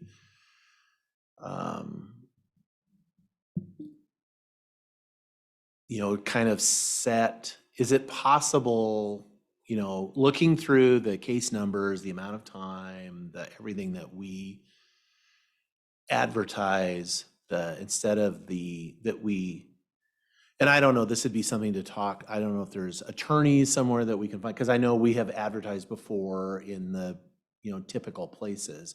But I think, you know, when people hear, oh, we're advertising for public defenders, I mean, at least I did until I got really understood it here in this county, what that meant exactly as far as workload. And so we all have this idea from watching Law and Order and this stuff that, you know, public defenders have, you know, 400 caseload and, you know, they work 100 hours a week and they're not paid anything and it's a terrible job. And I think that, not that it's a terrible job and they're all that stuff, but I think in other areas that is probably closer to being accurate than it is here. And so when we are, because it looks like, I mean, and again, correct me, it's been a little bit since we reviewed those, but the reality is if I'm remembering based on past performance, it's about 10 hours a week. 10 to sometimes 5, I'm being generous, so let's say 10. I don't think when we're advertising that people understand that. And you could see, because I always thought, well, you're not going to get someone we have to use local people because nobody's going to relocate to be a public defender. Well, if it's 10 hours a week, yeah, you don't need to relocate, meaning you come, you handle your stuff, and then you go back home, wherever that is. Maybe you come. So I don't know, I'm just floating the idea that maybe we need to advertise in a way that has kind of the data and the, you know, kind of the statistics as far as here's what the expectation is as far as and then whatever the hourly rate is, and do the math. And I think I would like to at least try that. It's still August. Our current contract runs through the end of the year. And frankly, the offer that we received, I found that to be, it was extortion as far as, and I'm sorry, it's Dave S. at klickitatcounty.org, but it is based on the, you know, the current contract. I mean, and we agreed to it. It's going, but then to ask for basically a 30% increase in the current contract for the next period on something that you're working 10 hours of. And I don't even want to talk about numbers because Go ahead. yeah. So I think I think it's unreasonable, and I would I think we need to find an alternative. So, trying to be fair and just. You know, we had our public defender contracts through the district courts. We were paying them $75 an hour, and we just raised that to $100 an Right. hour. And that's at district court. So these are your smallest, you know, no felonies. This is, you know, misdemeanors and stuff like this. I firmly think that, you know, your superior court level is, you know, much more stressful, a lot more technical. You have to bring in more experts. There's a lot more pieces to that puzzle, and I think that that comes with an additional cost. Sure. Do I think that that's 4.5 times the cost of district court? Absolutely not. I think that the fair thing to do would be to set a rate that we are willing to pay people to work at the superior court level. And I believe that if they're not willing to work at that, or if they're not willing to apply for the positions, I think the judge might just appoint, you know, people to do it. I think we're looking at that right now. We have a case between our public defenders that we need to send out because there is a conflict of interest with both of them. Right. Well, does that money come out of what we're paying them, or does that come out on top? That's something we don't have an answer to. Who has to pay for that? So a third party to do it. You would think it would come out of their dollars, right? I don't believe it does. And I don't believe that it does, which doesn't make any sense. Especially when you only have 2 people who are doing it. I think that if we have a flat rate that is higher than the district court, that 2 things will happen. I think number 1, the people who have been accused of crimes will get a better service from their public defenders because they're working by the hour, not on a flat rate contract. And I think that you would have more fairness and equity between the district and superior courts. And I don't think that that number needs to be 400 or 4 times as much. I think, you know, 1.5 to maximum of 2 times would probably be the right amount and would likely save the county money in the long run while providing a better service.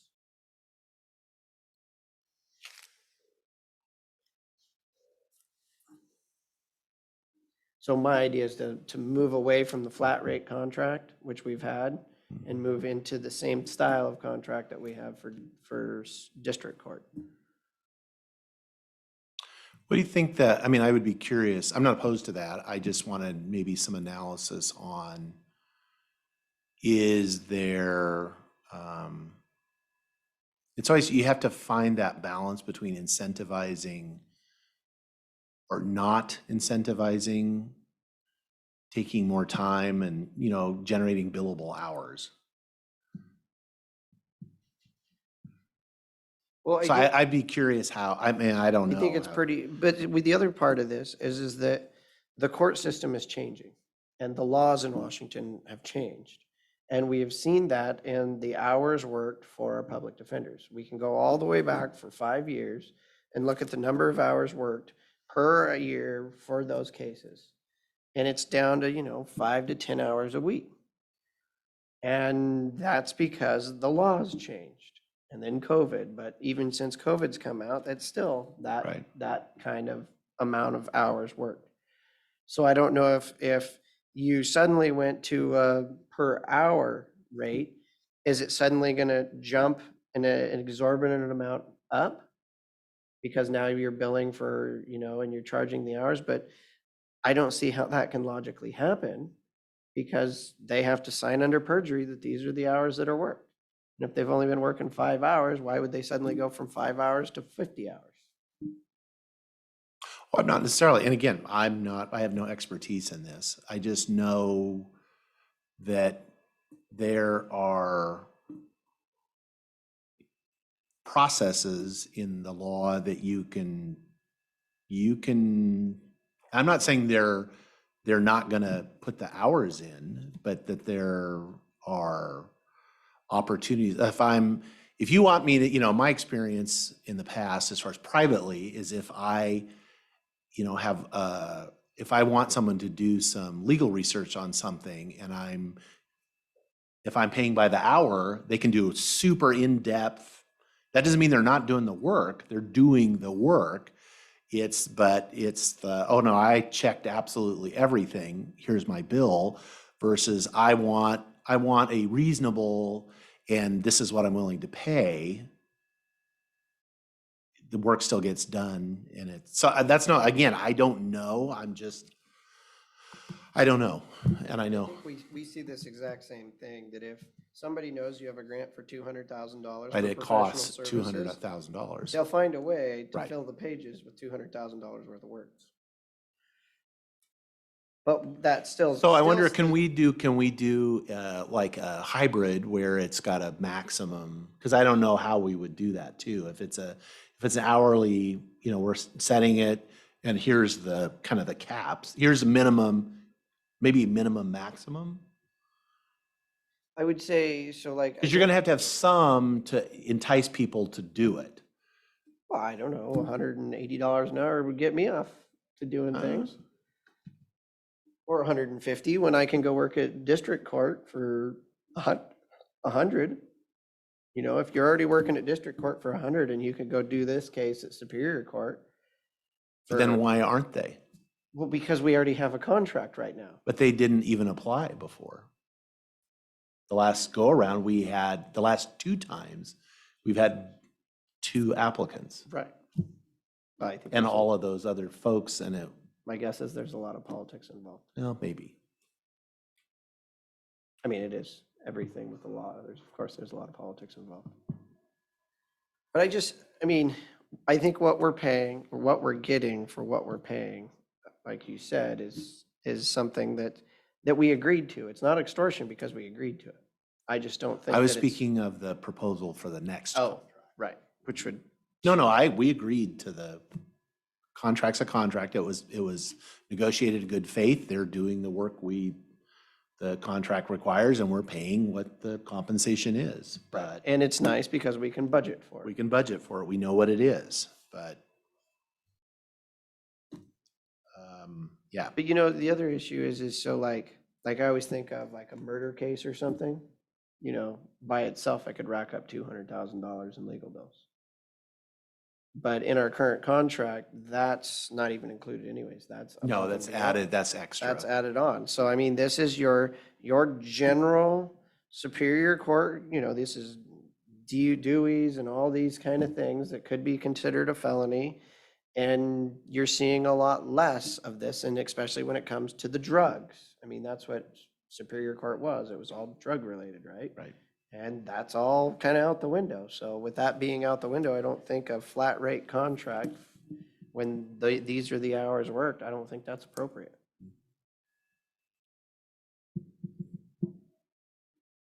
And we rejected the bids that were offered. So we've Right, gotta come up with we something gotta come quickly. up with something. And that's the thing is, we can do that and see what we get too.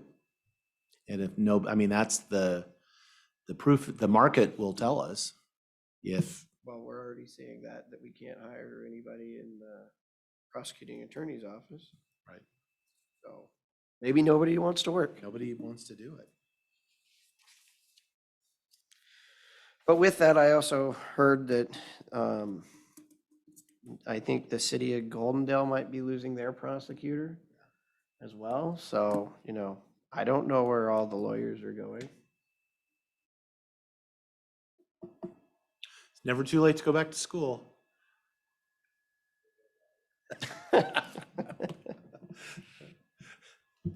Well, at least hey, it's never too late to go back to school. Yeah, it is too late.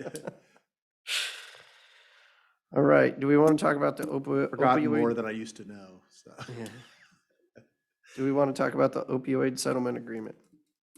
I think, just confirming that I think our direction is to move forward with signing the agreements, the 3 agreements. So we have those now. And you've sent those over to the. I've already gotten approval for all 3. Oh, okay. I know you want to go after Walmart, but. Yeah. Actually, see, that's the hardest thing is morally, I don't want to sign it. I think that, if the drugs were FDA approved, and why is it the drug maker's fault unless they were selling them illegally to Mexico and Mexico was importing them up here or something? If you could create that connection, sure, but just the fact that they were FDA approved and then a doctor prescribed them, I don't know why the drug maker or the pharmacy are the ones that we're going after if they did nothing wrong, by saying that they caused this. I would think it would be the medical professional that is oversubscribing these that would be the issue, but I know Commissioner Christopher's in favor of it, and so I would go along to get along in this instance, but that's a hard one for me. I think you're placing blame in the wrong place in our litigious society. But if you'd like to make a motion for signature. Do you need or a do motion? you need a resolution? Can you just put it on the record? Okay, I for next didn't week? know if we had time or not. Okay, all right, we'll put it on the consent agenda for next week. Okay, did the draft ordinance with the burn ban procedure, did you review that? I looked through it. It looked fine. Did you write that? Good job. That, Looked professional, which you're a professional. If the board is in agreement, I will send that over to the PA for review. That's what I was my next question is, did you send that to the PA? Yeah. Yes, please send that to the PA for review. I thought that was great. Okay, that gets us through our,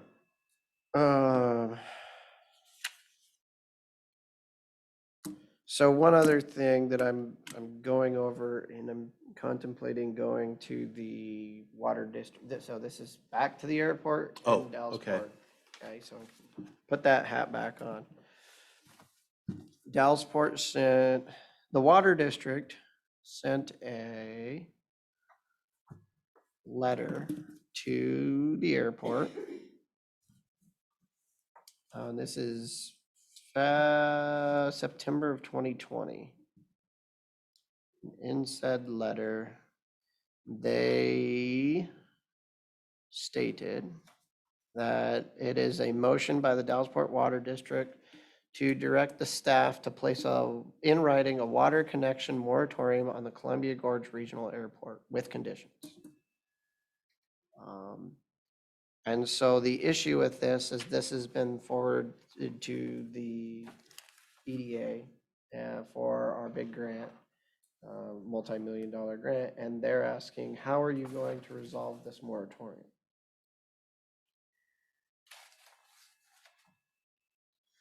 And so I think we need something in writing. We have to respond to the EDA in the next couple of days, but we need something. My first thought is, how can the water district put a moratorium on the airport legally? How can you do a moratorium they updated their water master plan. So the airport is within the water master plan. If I'm a new business or a new house and I'm inside the airport property or I'm outside the airport property, how can one have a moratorium and one not? yeah, I don't think you can do a moratorium on one specific customer. They can have a dispute if they want, and there are legal remedies for that. But I don't think you can, I guess that's a legal question, but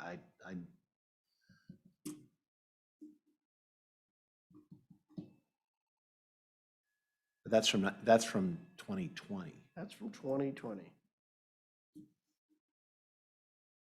And this is with regards to, and I mean, I can go and talk to the water district and let them know that, our legal counsel and the city's legal counsel is working on a letter to the FAA to try to get the FAA to buy off.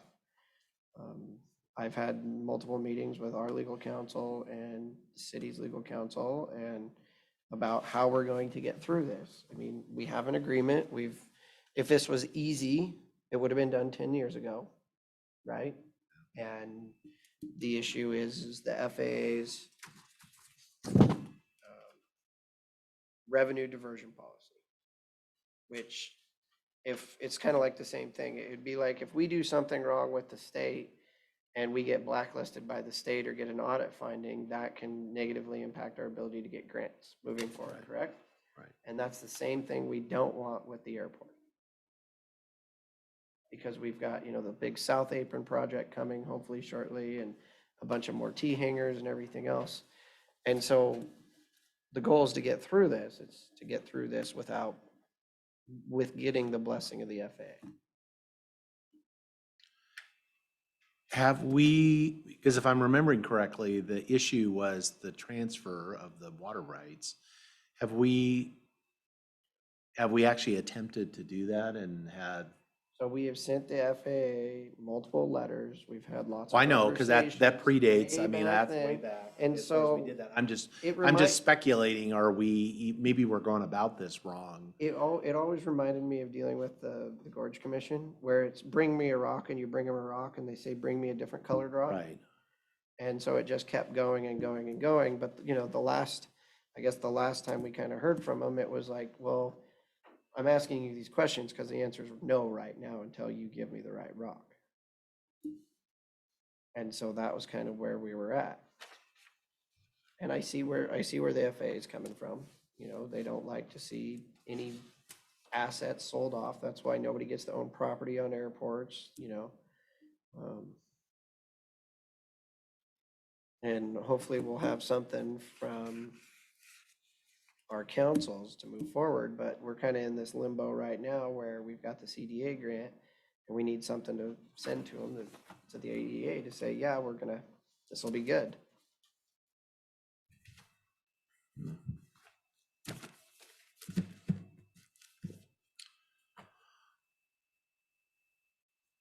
Yeah, I don't.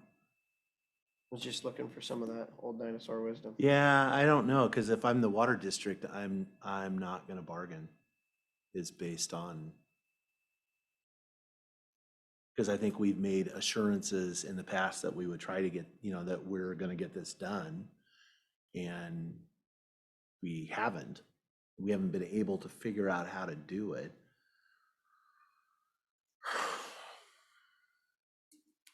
It's really disappointing that they sent that to EDA. Well, so they sent that to EDA, but we've also got the email that they're asking for money, 30, was it 15,000 or 30,000? And the SDC fees, they want us to pay them, the SDC Right, I fees saw for that. which hanger, the Life Flight hangar, because we own that. Remind me again why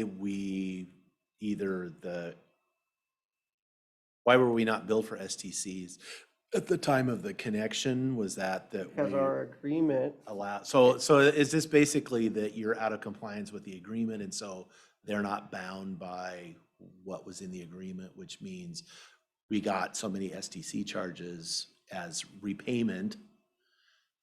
yeah, so we had 30 SDCs, Right. 30 connections worth $6,278 per ERU for the installation of the water system to the business park for the first 10 years. Right. There's an additional 10 years or something on that as well. And so what they've done is they've requested us to pay that back because they're using their water rights for that versus using our water rights that we were going to give them. Well, I would say if we end up we either won't or can't transfer the water rights, they're correct. We should pay for those. Because that would void the agreement, and that was the quid pro quo, is that we were getting those 30 SDC charges as a way of paying for the value of the water right that we were not, that was really being transferred, the portion that's not reserved for the airport. So if they don't get anything, then we shouldn't get anything either. We should have to pay for those. So I'm not disagreeing with that one bit. I mean, but this is where we're down to it. And there's a lot of ways to skin a cat, right? On terms of moving water, transferring water, how you're gonna deal with the water. We're trying to give the entire right, because it is the entire right to the water district. That entire right has a value. Whether you reserve it for use on the airport or not, it still has a value that you're transferring that value to someone else. And so I get where the airport is coming from with regards to that. Or the FAA, not the airport. They're saying you're transferring this value. You have to show that the value that you're transferring, you've been paid for. Because you're a government entity, you can't just give it away. I mean, we can usually give things Well, we away to could. another government entity. And they are another government. And they are another government entity. But it's because the FAA, right, you can't give it do to that. anybody. Right. We have to get value We have for to it. get equal value for it. So I haven't seen the numbers, but we've spent the money for Aspect to do evaluation on what those water rights are worth. And now we've got the question of, if we send that information to the FAA, what's the FAA gonna say? If those numbers don't work up. And also in this letter from 2020, it says that the water district spent they took out an $859,000 loan for the construction of the storage tank booster station. And the district was to receive 46% of the water right to expand the water district to help pay back the loan with 422 new connections and the service development charges that the DOH will give us. The city and county paid $530,511 for the building of the storage tanks and the booster system. This was for fire flow to be able to build the airport business park. Right. And they are also getting 30 SDCs, 6,278 per ERU for the installation of the water system in the business park for the first 10 years. Right. So, and I look back through all the old documents from the engineer, John Grimm, and he worked out, because in essence, we needed fire flow in order to build a business park. And in order to need fire flow, we also needed the storage capacity. And so John ran all the numbers 3 different ways to figure out what percentage of the storage tank and the booster pump station and the wells in order to meet that fire flow capacity. And if we were just any third-party developer, we would have to pay for that. That's just part of what you pay for. You pay for the lines, you pay for the improvements. And that came to $530,000. So the district itself, they wanted to grow. They wanted to have more connections. They wanted to provide fire flow to all their people when they update their lines and everything, right? And so they had a portion that was their portion to pay for, and that was roughly $530,000. I think pretty close to the same amount. And so it was kind of a 50-50 thing. And so what is in this letter is that they were saying they want, where'd it go? In essence, they would like us to pay them the $530,000. It didn't make any sense to me, but some of the letters from Dallasport doesn't make a whole lot of sense. Okay, the water district will be requesting payback of the $530,511, the cost the district incurred to provide the airport fire flow in return for the well and the water rights, if the water right is lost and we do not receive it. Right. But we paid that. I don't understand why they'd be asking for us to pay it again if we've already paid for that portion of it. Right. I would agree if that's accurate, if that is.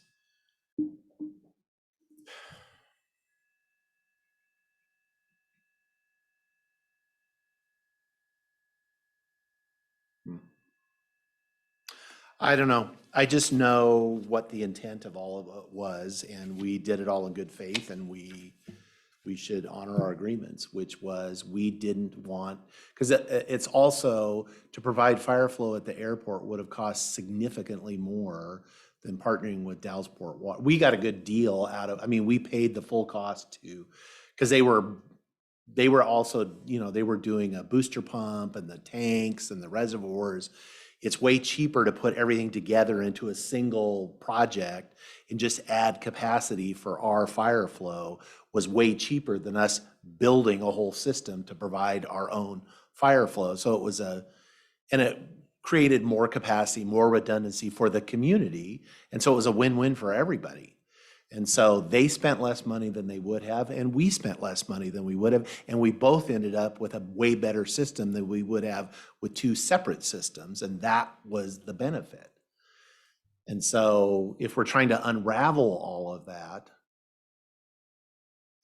that does not seem, and I also want to make sure that if we're valuing water rights, we're valuing what was their value in when we made the agreement, not today. Right.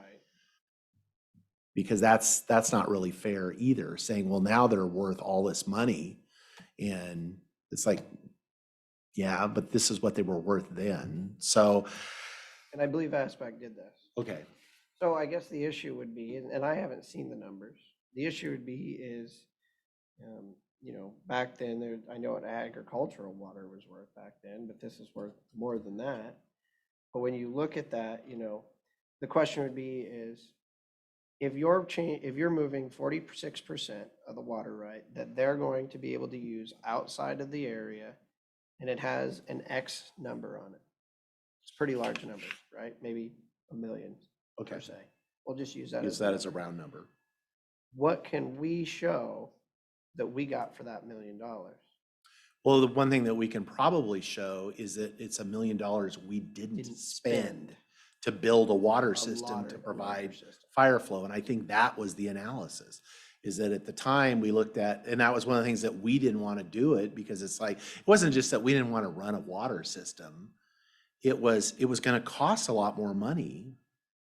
And that's the value. Now, whether, I don't know how those numbers would, how they would link up with each other, but it's, you know, what was it worth and what would it have cost for us to build the infrastructure to provide the fire flow, and then the ongoing operating expenses to have, because you can't run, that would be a municipal water system. We would have to hire someone to run this whole system, and that was going to cost, there's a value to that. Or we could just put our money towards somebody else doing it, that this is what they do. And so, to me, it seems equitable, but it's not, I'm not the one that needs to be convinced. Obviously, I was convinced.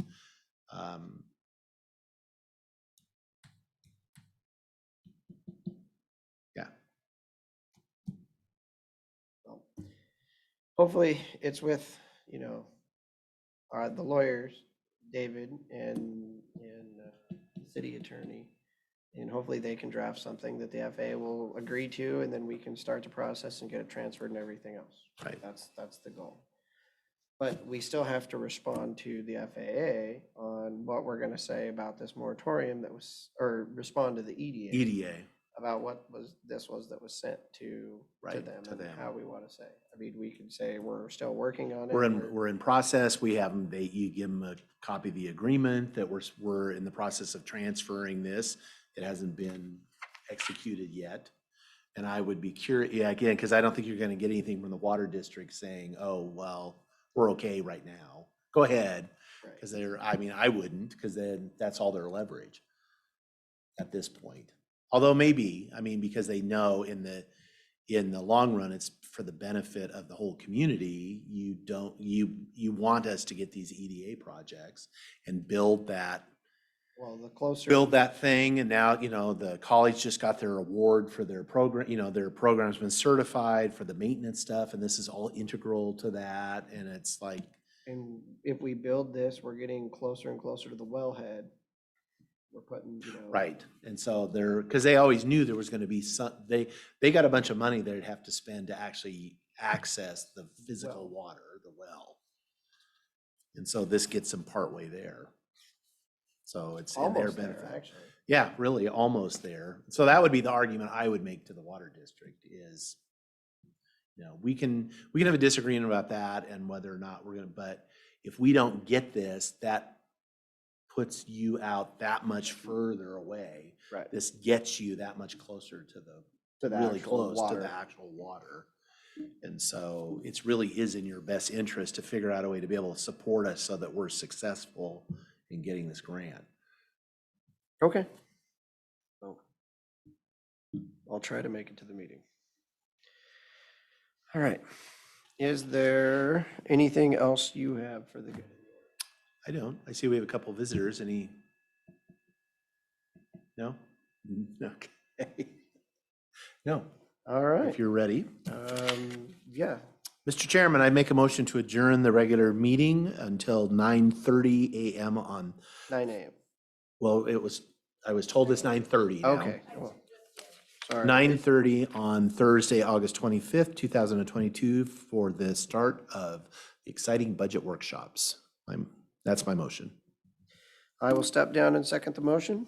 All those in favor signify by saying aye. Aye. Aye. Motion carries. Thank you, everyone who's tuned in today.